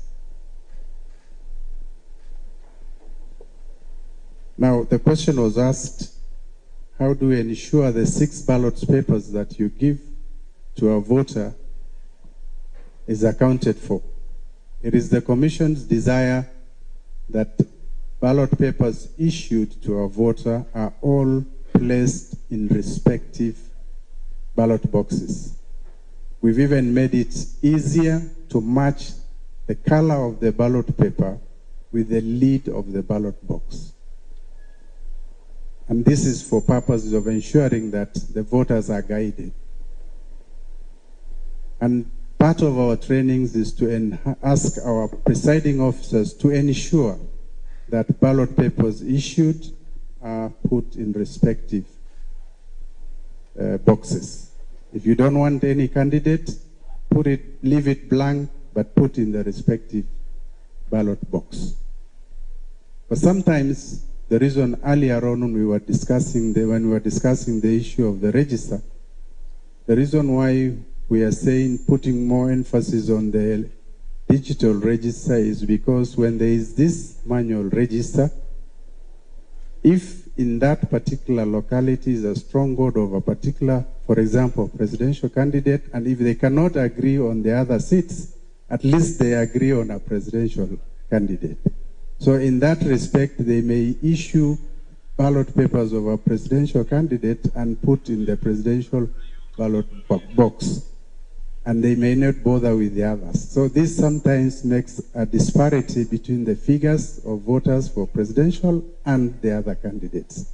And hence, it's part of the reasons why we are saying, let's have more on the digital. Our focus should be more on the digital register than the ballot, the physical ballot paper, ballot register of voters. So we will train, it's a matter for training, we will train our presiding officers to ensure that the 6 ballot papers issued to a voter are all accounted for in the different ballot boxes. There were issues about somebody asking people in hospitals their right to vote. I think there is so much the Commission can do. We have designated, gazetted polling stations. We cannot convert every hospital bed to be a polling station. And we have no capacity to bring every 6 patient in a hospital to come to a ballot, to come and vote in a polling station. It is a shared responsibility. As Kenyans, if you have relatives, friends that are able, that can be taken to vote, we will be more than happy to welcome them to the polling station and to facilitate their voting. Reference was made to the 1,111 polling centers with no 3G and perhaps what arrangements we are doing. We've had similar incidents in 2017, and as I've always responded to on this matter, funds allowing, we will deploy satellite modems to ensure that we have coverage in terms of network connectivity in those areas to facilitate transmission of the image of the result forms. In terms of API access, I'll leave it to Marjan. You can deal with that. And also handle that together with the stress test for simulation in terms of the digital images that comes to our servers. On the cloud storage, is it locally? We are not using any cloud storage this time. we are using our resources within the territory of Kenya. We are not outside the country. And so, in the event that there will be a cloud, it will be a cloud within the Kenyan space. But for now, our focus is on the infrastructure that we have deployed to be used within the country in terms of the primary and secondary data centers that we have in the country. The issue of all data in MOFO and the transmission of data from one service provider to the other, you can, Marjan, address that. As well as the geofencing of kits. Of course, geofencing, as you rightly put it, can only happen once they are online. But the beauty with the kit is that once it gets locked to that particular station, it cannot be used for another station. And because there is also a SIM, and if this SIM is active, we also need the kit to transmit voter turnout data at intervals of 2-3 hours. So ideally, the kit should be connected to enable that transmission of that data. But for purposes of the register, we already preload it, and we do not need connectivity to access details of voters in terms of identification.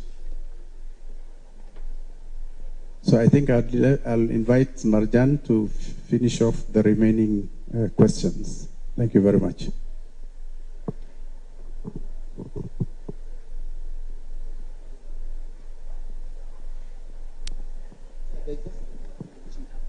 Further clarification.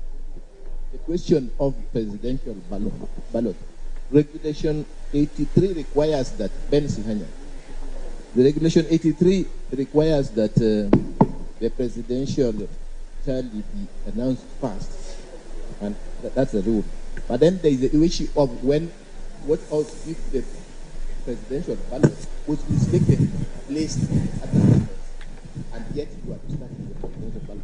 In some cases, there have been problems and discrepancies as a result. Thank you. Mr. Chairman, the issue of the counting of the votes, I think the regulations are very clear. It starts with the presidential ballot box first. Okay. And so that is not in dispute. It's already part of our training program. For joining us.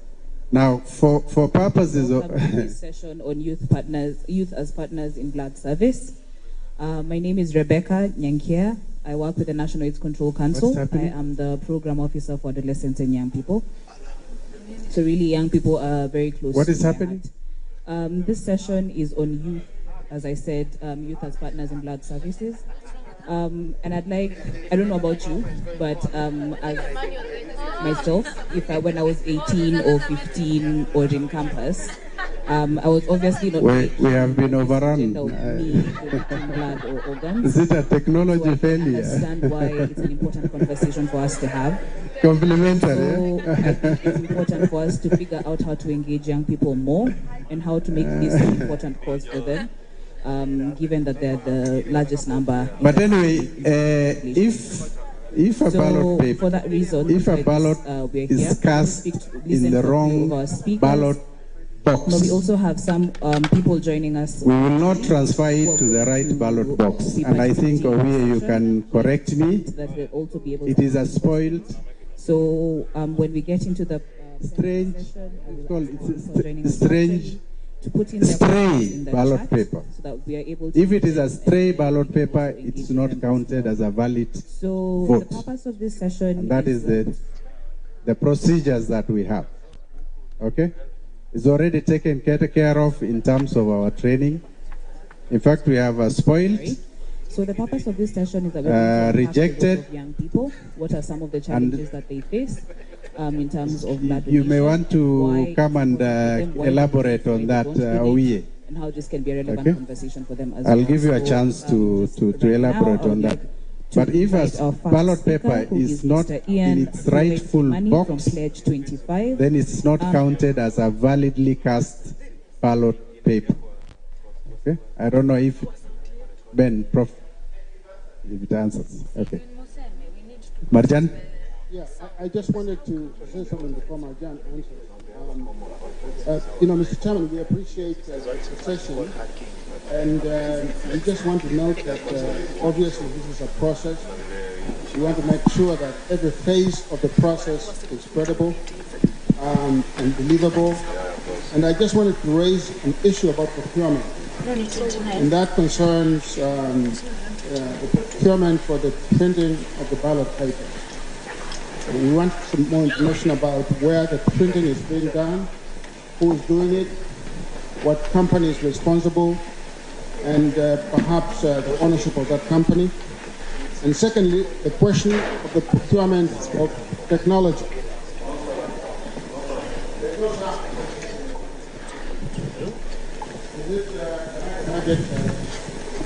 Okay, can you hear me now? Can you hear me now? Oh, you can hear me now. No, stand up. I just wanted to say, Mr. Chairman, that we appreciate the process of this conversation. Obviously, we appreciate that the election is a process. We want to make sure that every phase of the electoral process is credible and believable to the public. One area that concerns us is the question of the printing of the ballot papers. We want to know who is printing the ballot papers, where they are being printed, and we want to make sure that their custody is secure, and we want to make sure that you can assure us how that security will be given for the ballot papers. It will be important for us also to know who owns the company that is printing the ballot papers. Secondly, there's a question of technology. We understand that Smartmatic is a company that is registered somewhere in Panama, is providing the technology.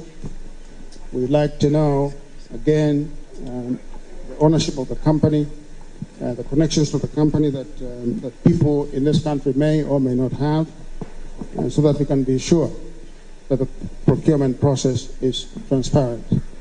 I think you'll appreciate our concern on this issue. Thank you very much. Thank you. What I would like us to do, Prof, what I suggest we do is let Marjan complete the first set of questions, and then I will invite you, Professor, Chair of the Election Operations Committee, together with the two commissioners, Justice Nyang'aya and Commissioner Masit, recently traveled with a team to the company where ballot papers are being printed. I think then you can share some insight on that after Marjan is done. Okay, sir, thank you. And then, before Marjan, we come. Well, you want to read from there? Oh, okay. Thank you, Chairman, for the opportunity. But I would like to pass the same to our ICT director. We have got a technical director, ICT, who is here. And I would want him to address himself to the issues that have been asked technically. So please, Mike, come forth and deal with the issues that have been raised.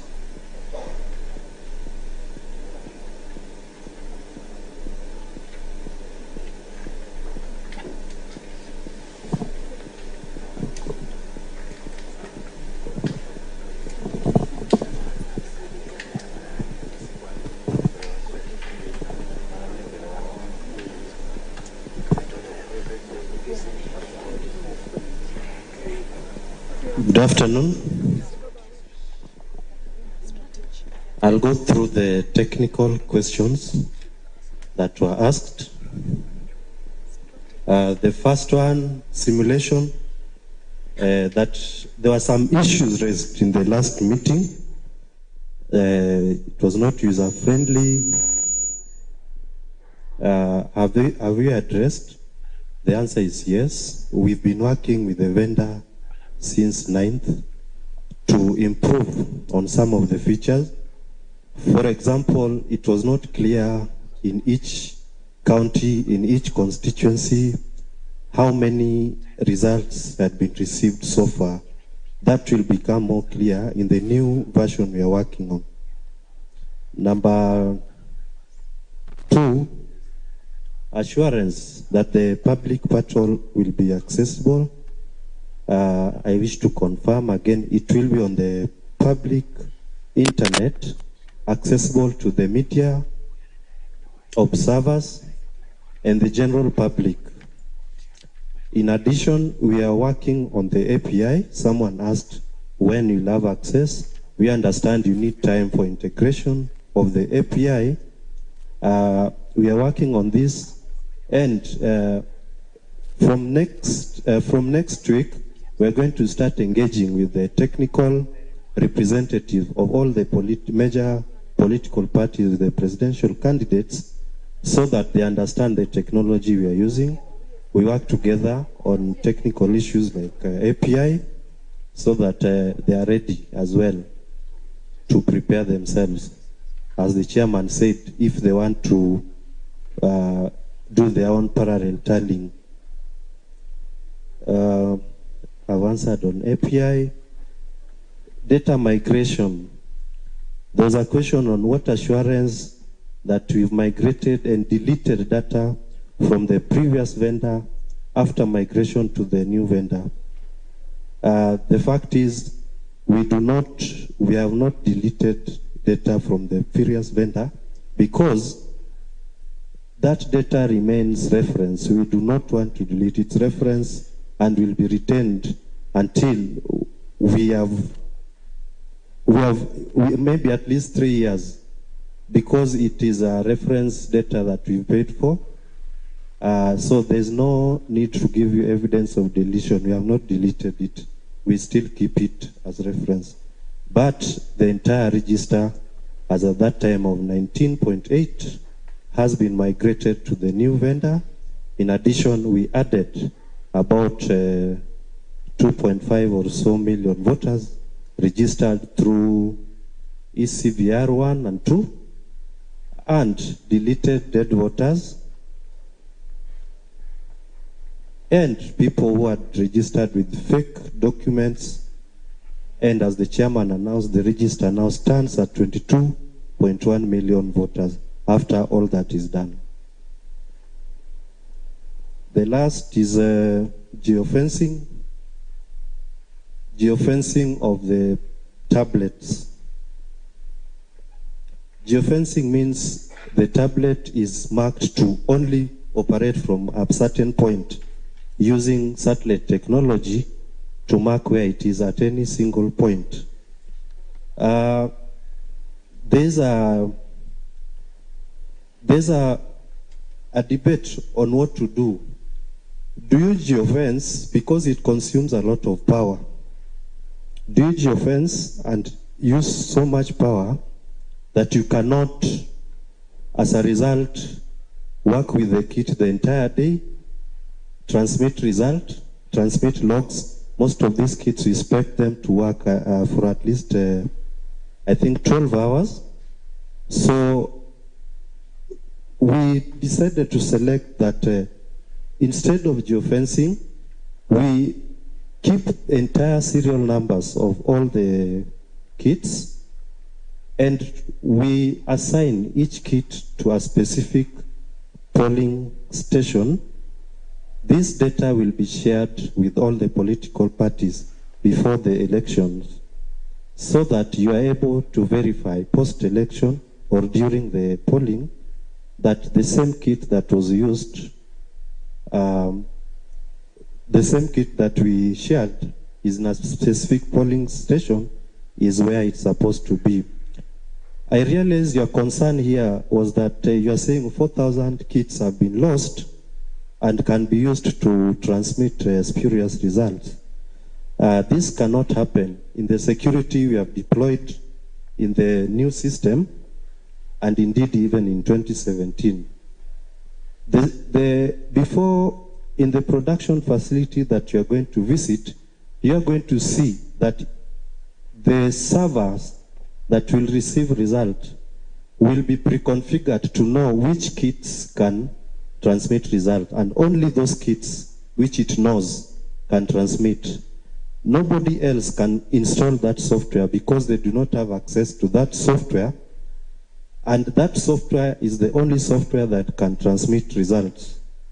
That will address your concern that there are 4,000 kits that are somewhere which can transmit result. Secondly, I wish also to clarify that we've not lost 4,000 kits. We bought 45,000 kits in 2017. We have tested all of them. About 41,000 of them are working. 3,000 are not working, and they are available for you to see. They are not lost. Hopefully I've addressed all the technical questions that were asked. Thank you.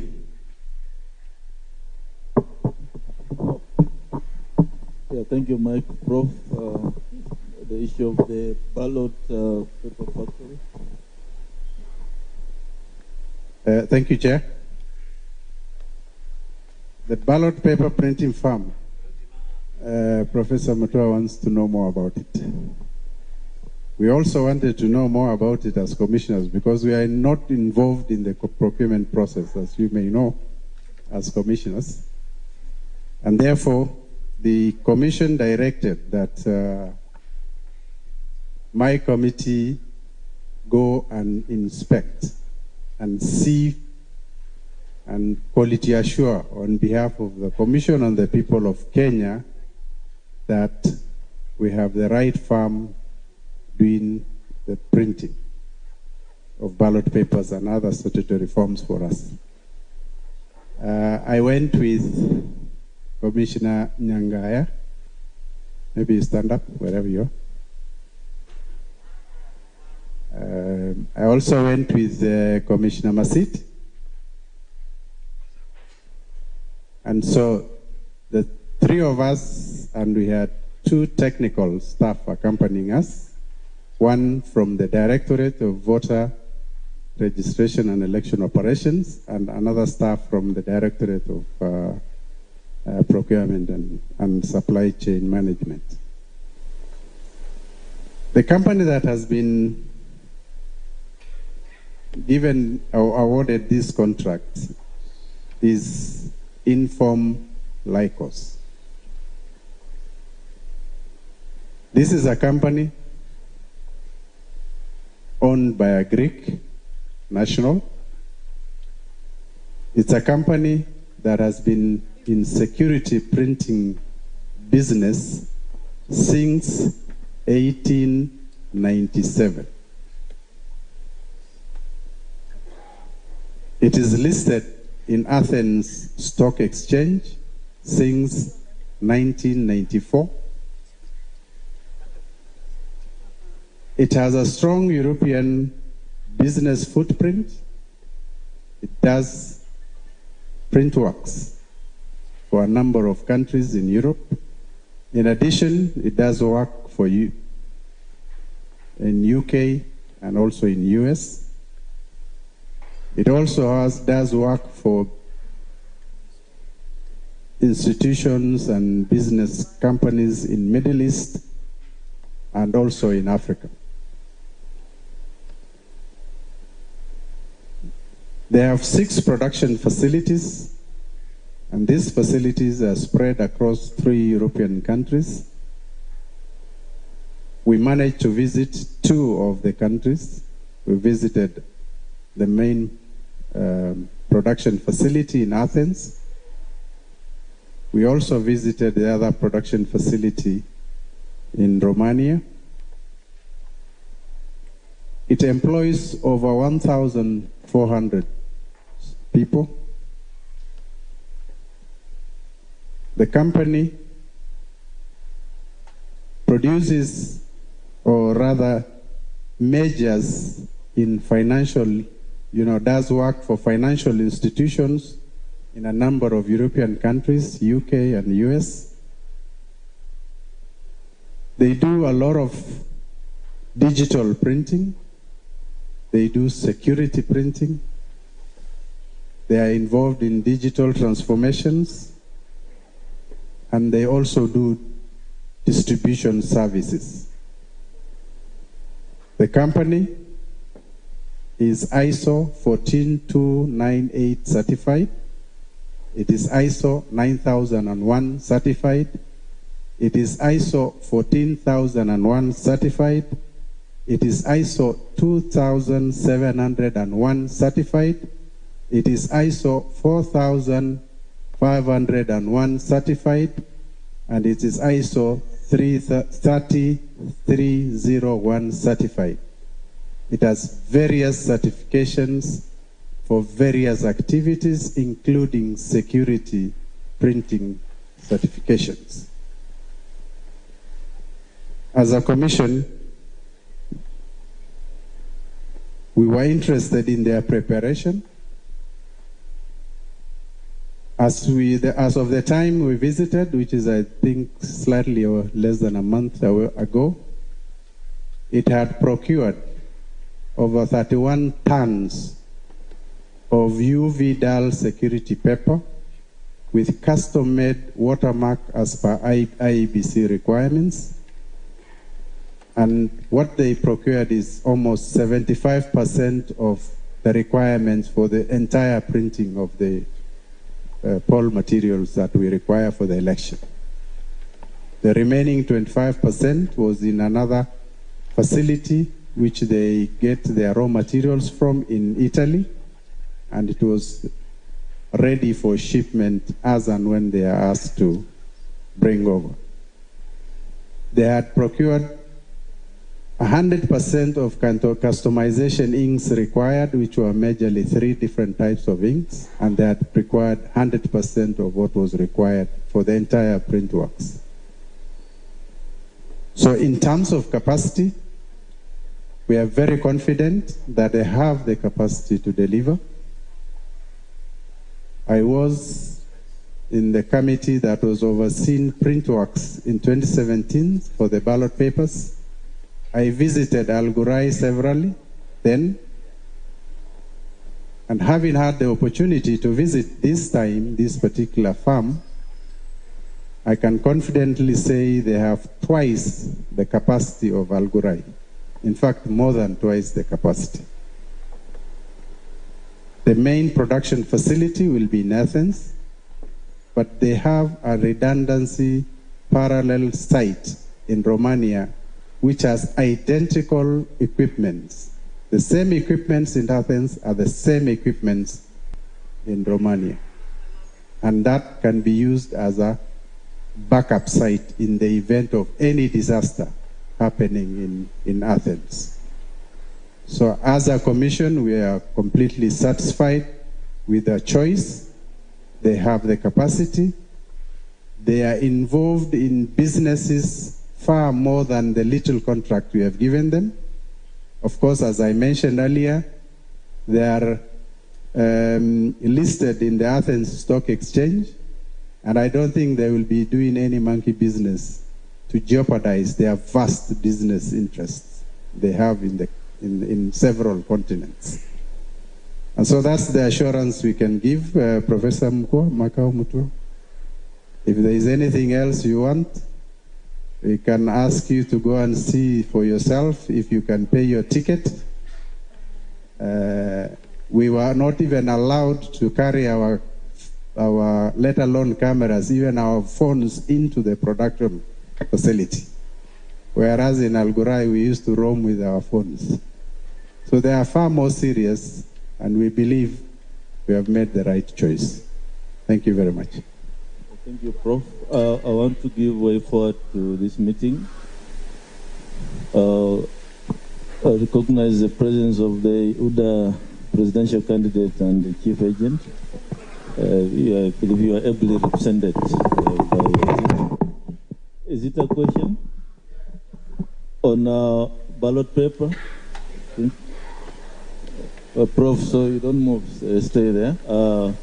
I just want to say that the technical team will actually be arranging a meeting with the technical teams from the 4 presidential candidates on the issues of technology and visitation of our factory. So that is being done, and also other issues which we may not exhaust here today, then can be discussed in a follow-up meeting next week. We may not be able to exhaust everything, and because we also understand the other schedules. Thank you. Yeah, thank you, Chair.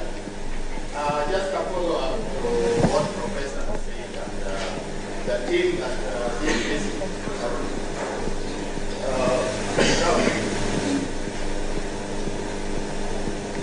Yeah, thank you, Chair. Now the team that did visit Greece and Romania to check all these preparations, what you say gives us really a lot of confidence. However, we cannot ignore history. This is the firm that in 2019 was linked to the postponement of elections in Nigeria because they were unable to deliver on time. So they might have all those security features. What guarantee did they give you? Because in Kenya, you understand even the impatience we normally have when the station is not open for 2 hours.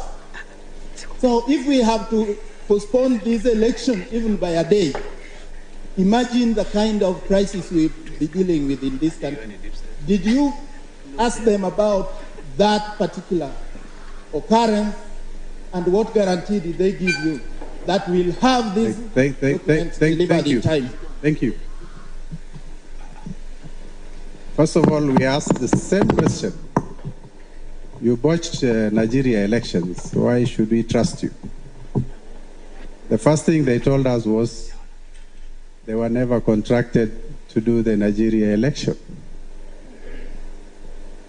The truth of the matter was the Nigerian Electoral Commission contracted a local contractor who subcontracted a Chinese firm to do the ballot paper.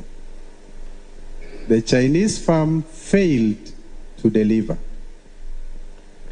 And they were only contacted at the 11th hour to help them to print the ballot papers that were used in the finally in the election. So they were not the people who were contracted who made the election to be postponed. I hope I'm clear, because we asked the same question. The other thing that probably I want to talk about, which I think it was part of the questions that Azimio had forwarded, and I am by Chairman Azimio is cleverly sneaking in their questions instead of waiting for a formal response in this forum. I didn't want to stop you from entertaining them, but one of the things is about the security features of the election ballot papers. I sometimes joke with my colleagues from other EMBs in the African continent that our ballot paper, the Kenyan election ballot paper, has more security features than some monetary currencies of some African countries. We have 8 security features on our ballot paper. If you want the details, some are visible by the eye, others are invisible, some you need an extra magnifying lens to see, some you need, the UV lights to see. So there are all manner of security features which we can discuss with you, with your teams when you visit us. So our ballot paper, in short, is secure. If you want more details, we'll share with you when we meet the groups, especially when you are going for the factory visit. We can have a discussions around the exact features. We are also cautious not to kuanika nje alafu mnaenda kwa mahali ingine mkatengeza vitu zenu, si ndio? Thank you, Prof. I want to ask to give closing remarks. I'm aware there are many issues, but we can't exhaust them today. My proposal is that each of the candidates, presidential candidates, should have a technical staff of 2 to meet with our technical staff and deal with the issues that we have not covered here. Number 2, we received a letter from Smio yesterday. We are going to respond to each and every issue you have raised. And also, because there are matters of public concern, we shall share that with the rest of the candidates and the Kenyans at large. And so, we cannot exhaust this meeting issues today. Yeah, yes. I just want to... I'll give each team a chance to say something, but go ahead. You had given us an assurance, Chair, that you'll give us an opportunity to raise the issue of the personnel of the Commission. So if, Chair, you could allow me, all these things we are talking about, this exercise will have a human element. The Commission has already recruited returning officers both for the county and for the constituencies. It has also recruited deputy returning officers for the constituencies.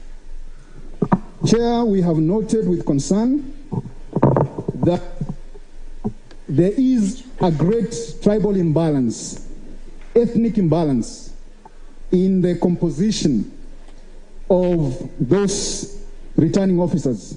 If you want the details, Chair, Kenya is a country that is made up of at least 50 communities, diverse communities. But when it comes to the returning officers at the county level, 10, nearly 10, because there are 8 from one community. And that community has a presidential candidate in this election.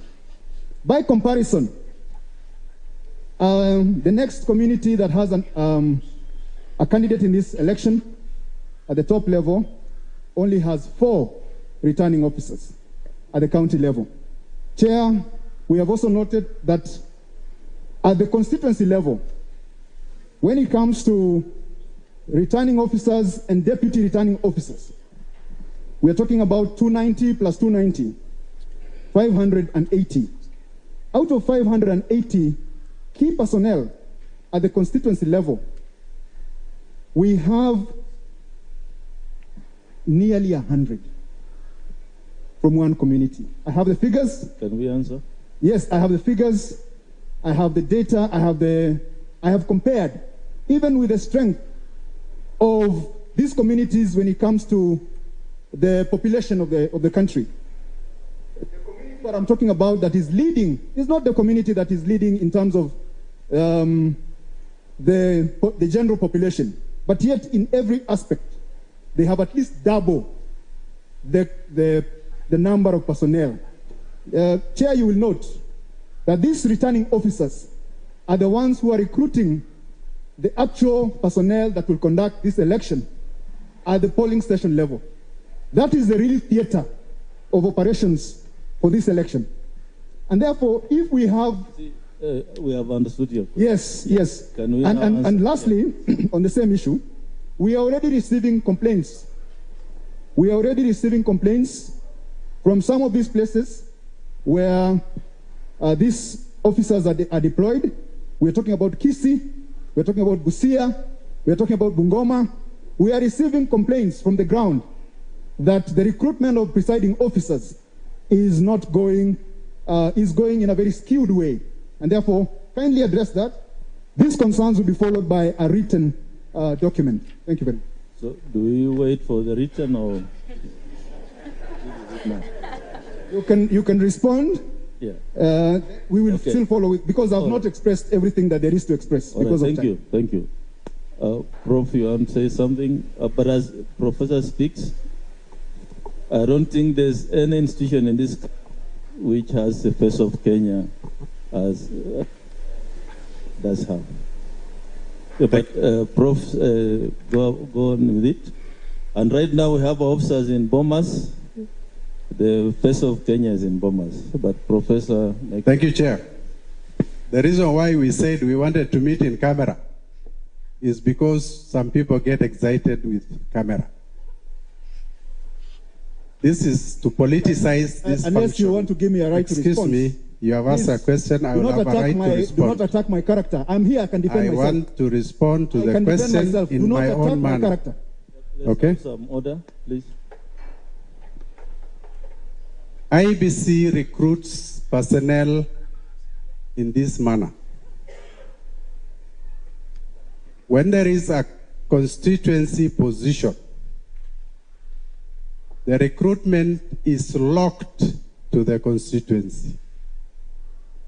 There are 290 constituencies in Kenya, which therefore means recruitment is based at the constituency level.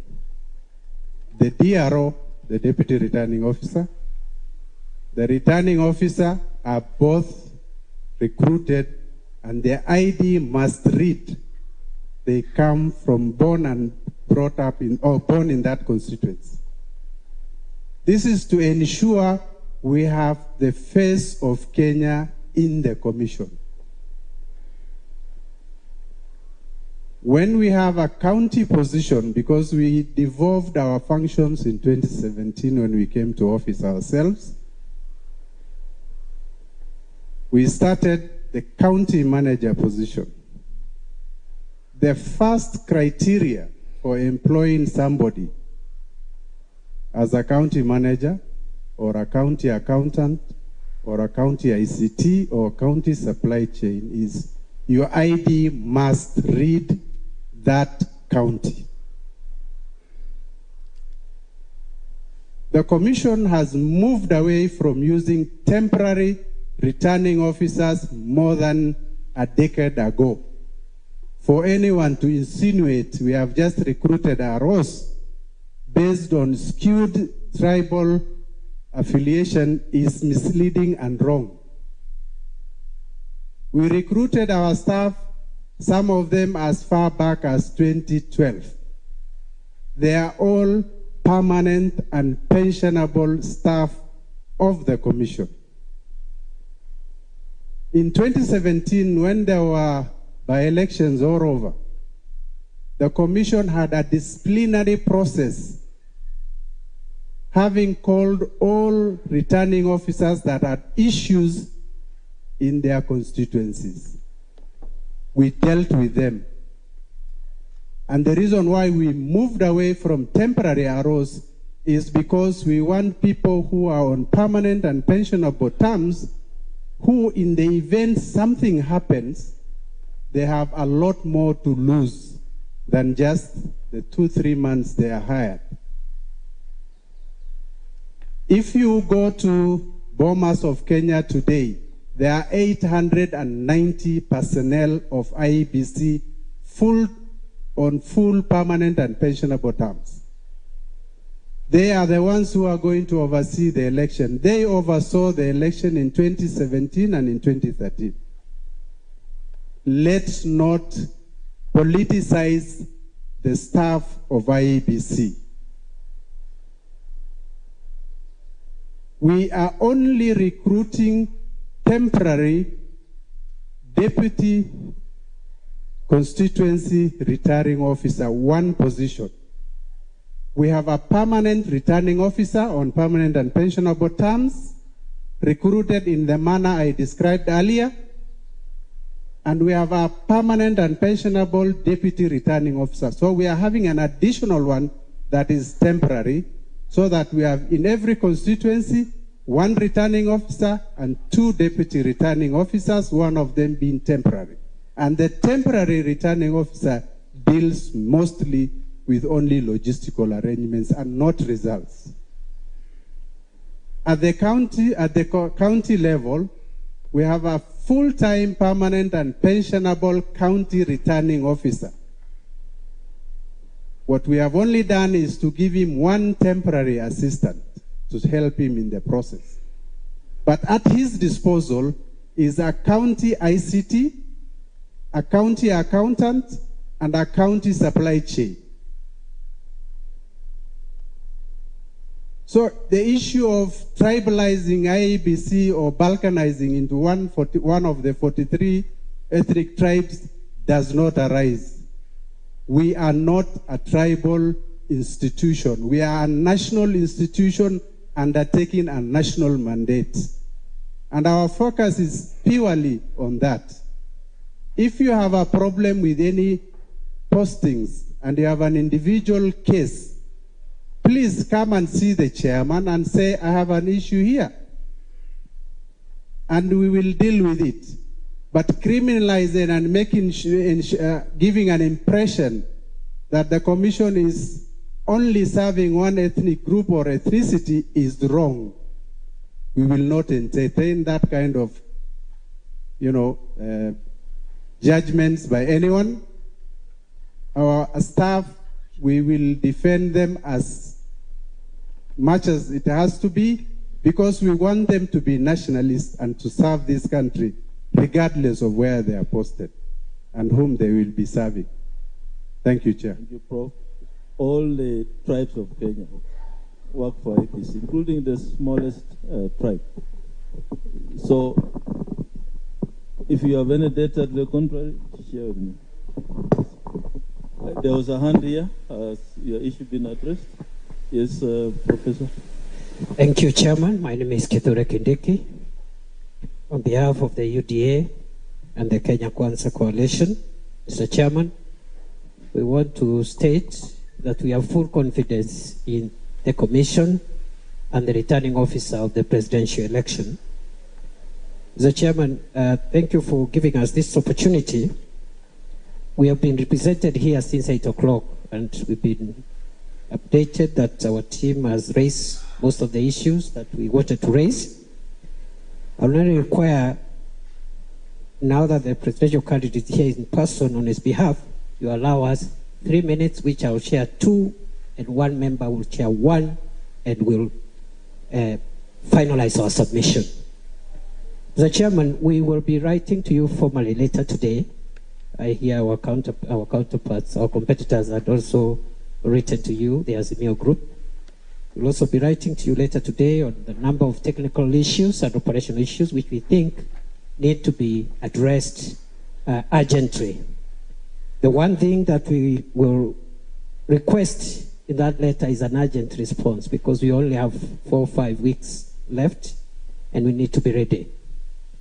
Among the issues, Mr. Chairman, is the issue of the KPMG audit of the register.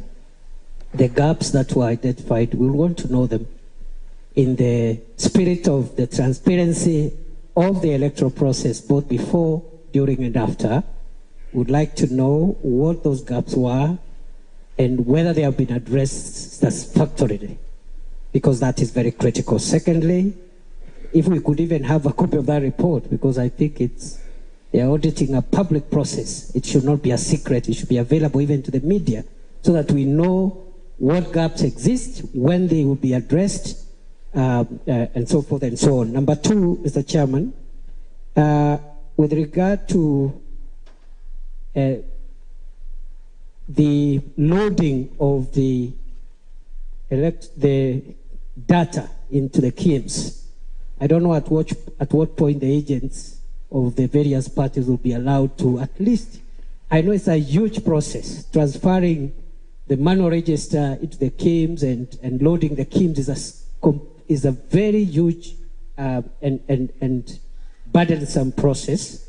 But the agents of the candidates can be allowed to at least sample or have access to that process, again, just for assurances that everything is okay, so that we are sure whatever is loaded electronically is consistent with what would be available manually. Thirdly, the visit to the printer, I think also should be, of course it's our business to organize, but we need facilitation from your side in terms of timelines, so that we also arrange for visas and tickets for our team who wants to go and see and visit the plant, and maybe synchronize with our competitors, so that we are getting on the commission with a separate visit. Thirdly, we are a bit dissatisfied with the response the Commission has given on the issue of geofencing of the KIMS kits. Extremely dissatisfied. We raised it in our letter, we'll say why. Because the fact that you have said this KIMS kit, serial number this, is assigned to a polling center this, is not enough. Because the transmission of results can take place in a nearby forest and still within the same location. So there is need for the place where that transmission will take place to be controlled to the best possible location in terms of georeferences. Finally, we have a general issue on compliance by the players in the presidential campaign with the electoral code of conduct, which every candidate signed. We've seen incidents of inter-party violence and intra-party violence. We have had an incident in Jakarta where our rally was disrupted violently. We have also seen our competitors the issues in Marsabit among themselves, in Marsabit, in Garissa, in Mandera. It's worrying. Our view is that although the Commission does not have prosecution powers, because we saw your statement, but I'm sure there is something you can do, including warnings or whatever other method you can use to enforce that code of conduct so that the election is peaceful. I'll donate 1 minute to Moses Kuria, a member of the team. And half a minute for you, and you won't have a minute. And we also, that our friends spoke a lot. So there's need for balance of airtime. 1 minute for Moses Kuria, 1 minute for Veronica Maina. I just do the minute, please. We need to move on to the next issue. Thank you. I am concerned about the issue of agents because Professor Guli has said that their primary concern is to protect the Commission staff, which is rightly so. But our primary commitment is to protect our agents. Elections are not stolen. Elections are lost by agents. So therefore, my concern is from previous experiences of the last elections. The issue of turning away agents on polling day. So the agents turn up, or you don't have original. We already discussed that issue. It was raised in the morning. I think your team were here. Please, allow me seek your indulgence. To avoid repetition, yes. Please, at the risk of annoyance. So this agent stands up at the polling center. They are told you don't have original oath of secrecy. You don't have original agent accreditation form. You don't have the badge. My question is it possible that you can have a pre-verification on a day before, maybe for the oath of secrecy and the agent form, so that the only thing that's retained by the Commission, by the returning officer, is a badge? In 2017, in Kitui County, a Jubilee party had most of the agents stand away, up to 2 o'clock. I'm not saying Professor Makamoto had anything to do with it, but up to 2 o'clock, Jubilee agents could not access, and have been involved in a number of by-elections after that. And this is a very, very, very serious problem. Secondly, and related to that, Professor Kuri has said that we want to minimize the issue of photo taking in the polling center, and rightly so. But what happens is that returning officers and presiding officers curtail excessively communication, so that even if there is a problem, we don't get to know about it. And I'll give an example of the Msabweni by-election, where we had serious problems communicating with the agents on the ground, because the returning officer becomes a presiding officer, a power by themselves. You cannot make the phone call, you cannot do this. Why are they agents? How will we know when something goes wrong if presiding officers develop their own rules on the ground. Finally, on the issue of mass transfers, we are dissatisfied with the vague answer that was given about the 3 officers and the action being taken. The reason being that one of the cabinet secretaries had said publicly to one of the presidential candidates that they know their work and they are doing their work. Could this cabinet secretary be one of the 3 people at the investigation? Thank you. Okay. I think for my 1 minute, Yes. Chairman, I think we have spoken a lot and we have given our views as the UDA and Kenya Kwanza coalition. But there is one question that we need clarity from your end as the presidential returning officer. Which form exactly are you going to be using for tallying the presidential result? We have the form 34A and we have the form 34B. And supposing the form 34B has an error and is not indicative of what happened at the polling center, the form 34A, which forms are you going to tally the presidential vote? If you can clarify that, that is important. Assume in a worst case scenario that form 34B has an error. It has not captured exactly what was captured at the tallying center, at the polling center. Will the parties have an opportunity now that we would have taken photographic image of the form 34A? Will we have an opportunity to relay information to you so that if during the transmission there is a problem with what is being transmitted, it's exactly different from what was the real form from form 34A? What is the commission going to do? Without overemphasizing what has been raised by Professor Kindiki on the electoral code of conduct that was signed by all candidates. Chairman, we did a letter to you complaining about Jacaranda. You did respond to us, but through the media. Our concern is this. Candidates are tweeting and saying they're the ones who are in control of certain chaos that have been meted out in places like Jacaranda. Why wouldn't the commission take action against such candidates, including suspending or expelling them or removing them completely from the race? That is the only way you can send a message. We still don't have a satisfactory answer from your end. Thank you. Yeah, thank you. Let me say a few things, and after you say you put some of these things in writing, so we shall adequately respond. You wanted to make closing remarks? I heard you several times. Yeah, please make it brief. Yes. My running mate will give our closing remarks, please, because we will work as a team. And we'd like to do them from in front there. The camera isn't getting the right shot. Please keep to the Yes, we will keep the 2 minutes. We'll give from here. We don't know. We don't know why we had to be pushed to that corner, but it doesn't matter.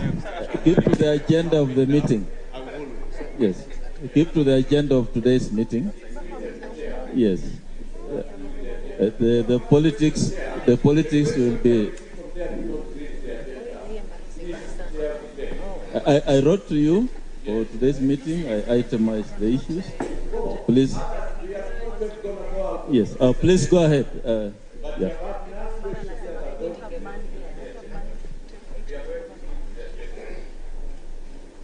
Thank you, Chair, the commissioners, our competitors, and everyone else. Ours is a closing remark that is brief. The IBC, we thank the IBC for inviting us. Allow me to read. The IBC, we thank you for inviting us for this meeting. It has been very useful. I reiterate our earlier position that the support for electronic voter registration, we are for that as option A and option B.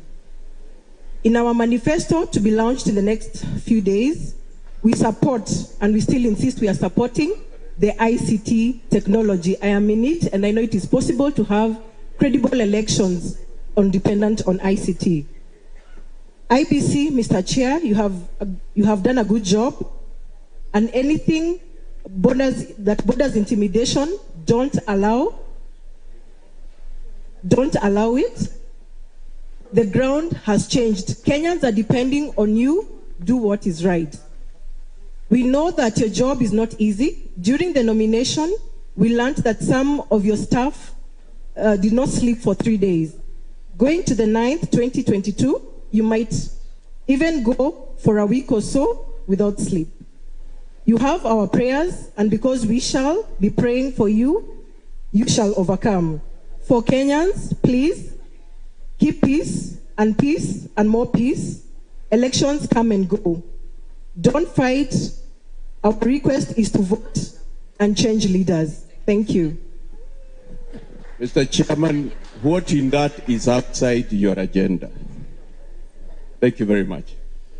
Yeah, I can add you another minute.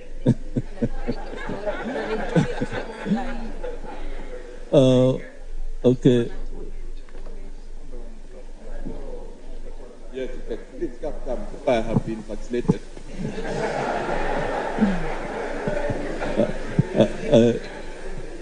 I believe those are closing remarks. Yeah, thank you very much, Mr. Chairman. First, let me apologize for coming late. It was not intentional. You're aware, we had gotten an earlier communication that this meeting would start at 11. And unfortunately, our Secretary General called us last night that there was a change of time, and we had already scheduled a meeting, so I apologize for that. But having said that, I would request that in future, we should at least give us maybe 3-4 days notice of the actual timings, because you understand, Mr. Chairman, every minute counts when you are a few days to the election. Secondly, we have participated in elections. This is not different from all the other elections we participated in. We believe that the IEBC has built sufficient capacity to handle this election. All we want, Mr. Chairman, is what you're doing. Engagement, continuous engagement. We will continuously engage your technical team with our technical team. And sometimes when we criticize, it's not because we have any issues. It's because we want, I think, you know,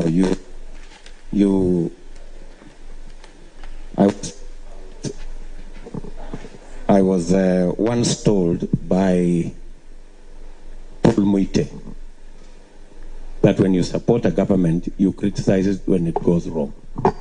So sometimes when you see criticism, I think in that spirit. Two final things. Thank you very much. Two final things. We all agree that we are the digital highway is the place we are going. We support your commitment to the electronic register. We are trying to move our parties to also have nominations like our competitors using an electronic register. So I think that's the direction we want to go. There has been notions that are not correct, that Kenya Kwanza wants a manual register. We do not want a manual register.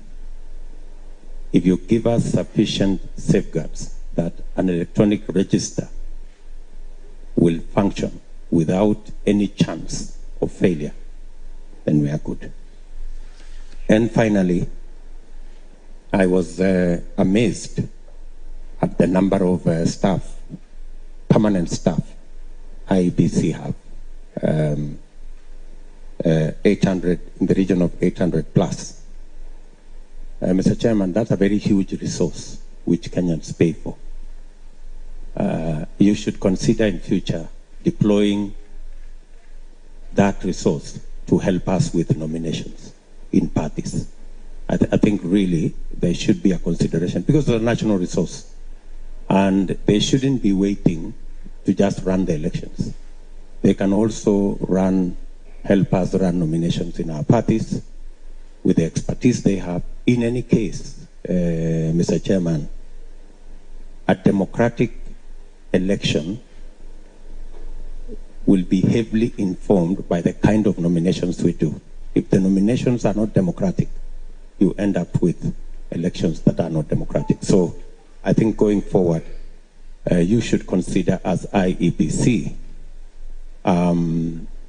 working with political parties so that we can leverage more on the resource you have, which is a public resource, to assist grow political parties as institutions of governance. That because I believe that the strength of a democracy is dependent on the strength of the democratic institutions, including political parties that exist. Finally, we have no problem with any Kenyan serving in any capacity, so long as they have been recruited competitively and they have the requisite skills and competencies. We have absolutely no preference for any Kenyan from any community. And if our competitors have a problem with certain Kenyans who come from certain communities, you can work out with them. We have no problem if they are replaced. But we want every Kenyan to be given a chance, and the measure should not be ethnicity, the measure should be competence, whether they are competent to do whatever it is that they are doing.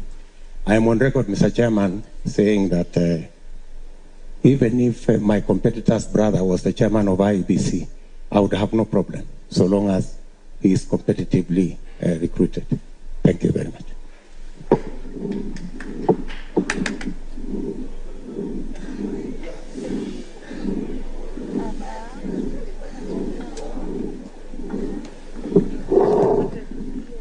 Yeah, can you hear me?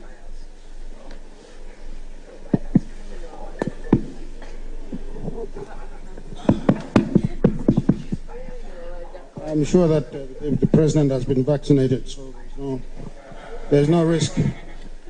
Let me say, Mr. Chairman, that we, as I said earlier, we appreciate very much you and the Commission and your staff for making yourself available to us and to our competitors to have this dialogue. I think of the political parties represented here, I can say that we in Azimio are the ones who have had historical grudges with the electoral body. Previous to yourselves, there was the ECK. We had issues with them.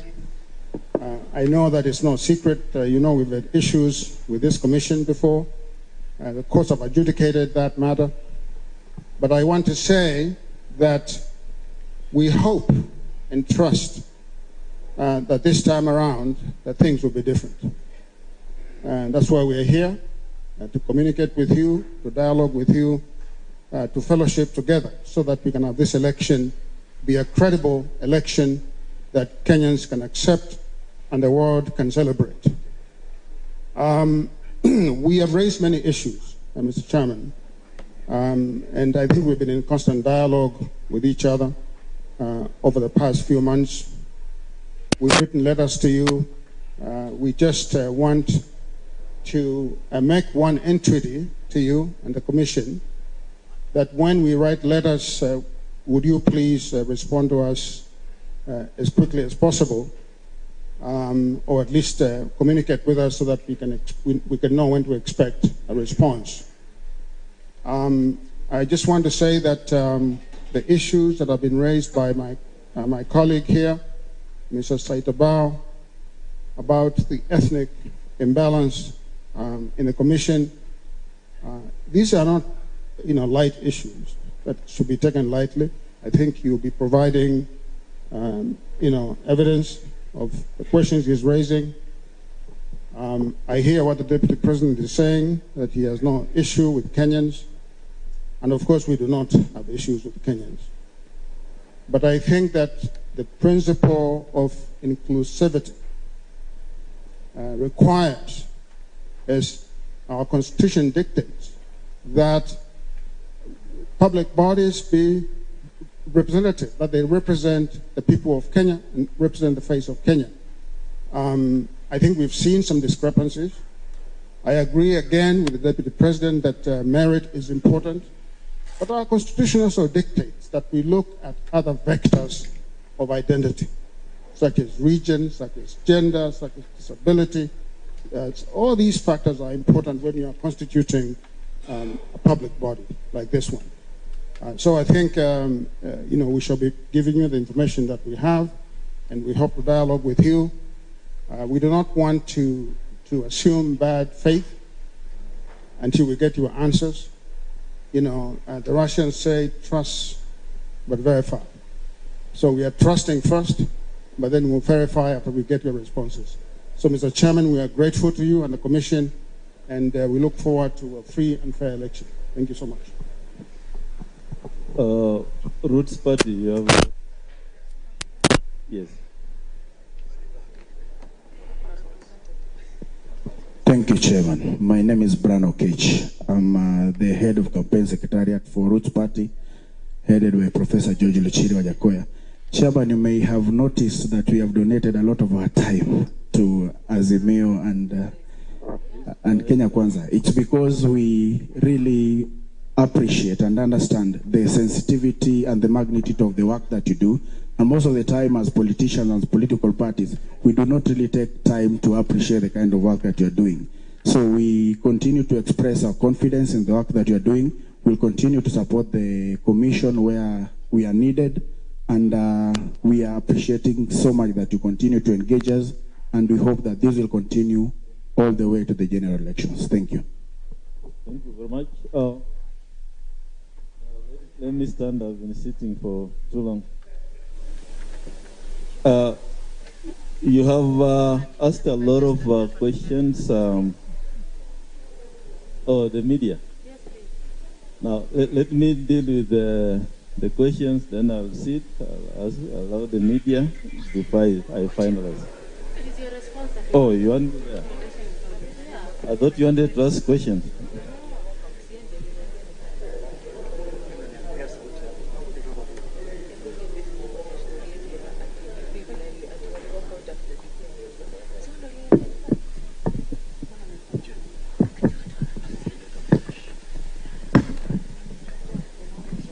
Yeah, thank you.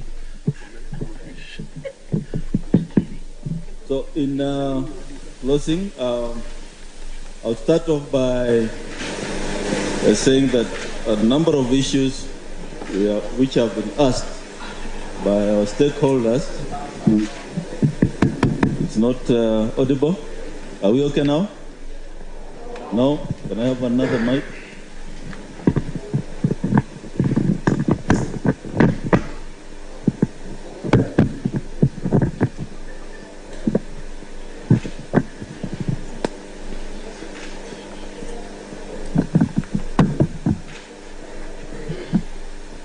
Are we okay? Yeah, thank you. A number of questions will be answered by the technical team. Next week, Marjan, you convene that meeting.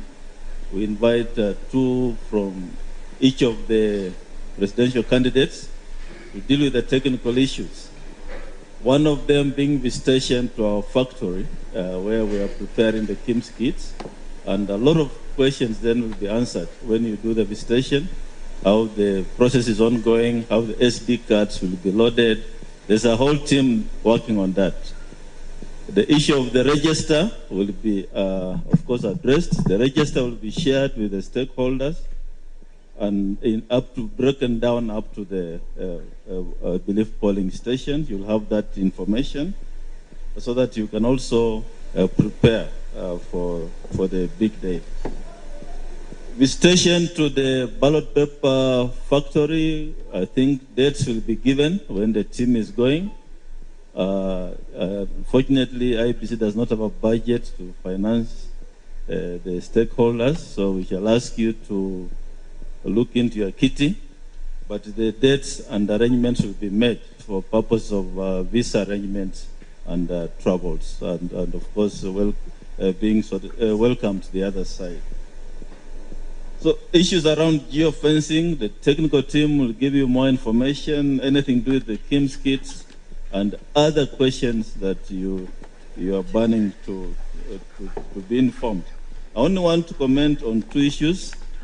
Of course, our presiding officers work under regulations, and the entire IEBC team works under the election regulations.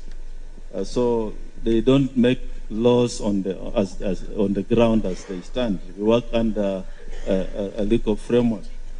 I just want to comment on two issues. One, the result is from that 4A. That's the result we are going to use. That's the result the National Returning Officer will be tabulating to ensure that whatever is in that 4B corresponds with that 4A. The result at the polling station is final and cannot be changed. If there are errors, we shall note the errors. We have created an error form, and that form then will be shared with the court. If there's any petition in the Supreme Court, the results will be submitted together with the error forms. What we are saying this time round is, candidates, please have your agents at polling stations. Agents get copies of the results, and you can then share with whoever is managing the candidates. And when we meet at Bomas or at the National Tallying Center, let us then compare notes. The commission will have the results. If you have any issue with the end of the results, point it out. The agents will have, the commission will have, the media will be having those results, so that we move this process smoothly. And the commission has result forms, will be printed. Our result forms also have security features. So don't bring us any form. It's a serialized, it's printed. We shall only look at the forms which we know are genuine forms. So don't bring us a form which doesn't belong to the commission. So together, if we work together, I think we shall then deliver a believable, as Professor Makau says, you say trust. I think we shall have reached that level. Beyond that aspect of any doubt. Code of conduct, candidates, political parties, you signed the code of conduct. In 2017, the commission enforced the code of conduct to the fullest. We had 71 cases. We heavily fined individuals who breached the code of conduct. We disqualified 2 of them from participating in elections when they failed to pay the fines.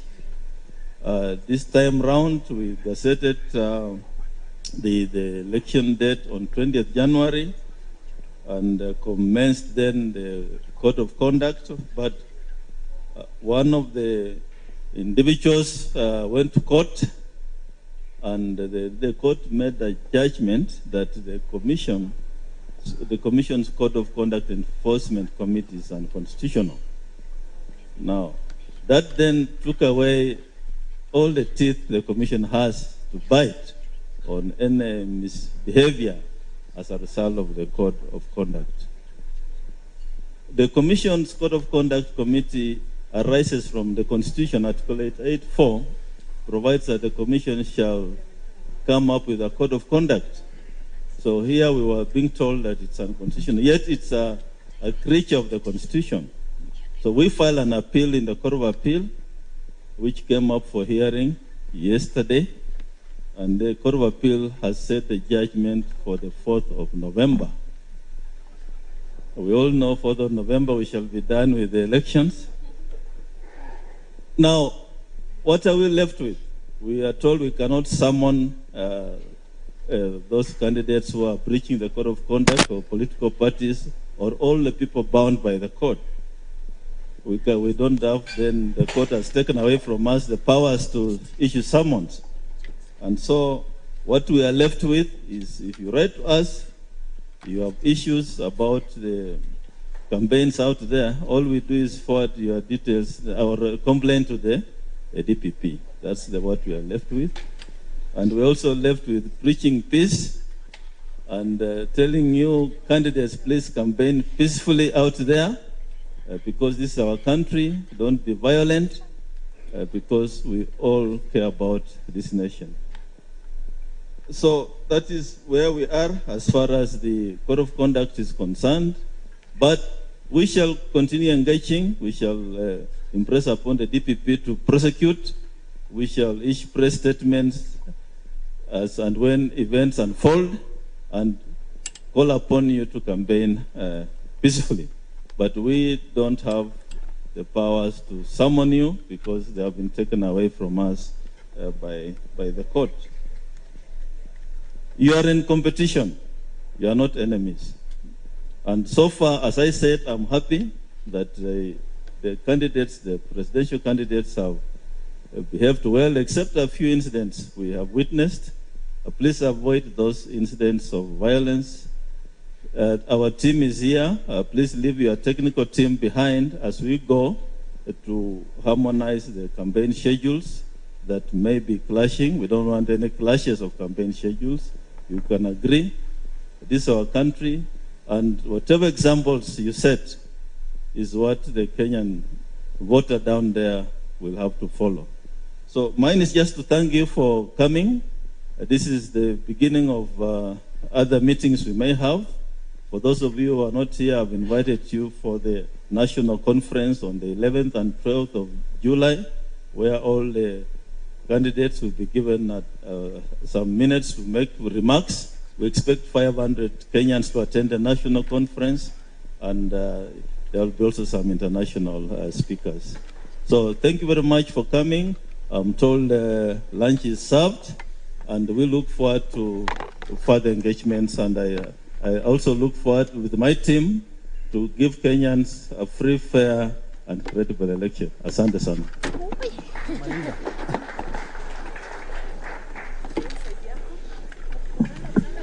Thank you very much. The presidential candidates and their delegates, including the IEBC commissioners, will have lunch at Terrace. Okay. The other participants, including media and security, conservatory area, I think it is upstairs, conservatory restaurant.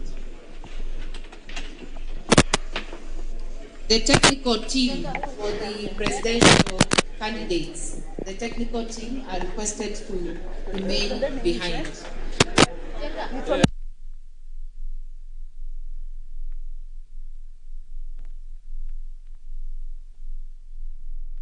Good afternoon, and for the last 3 hours or so, we have been at the Windsor Hotel, at least had a live feed there where IEBC was meeting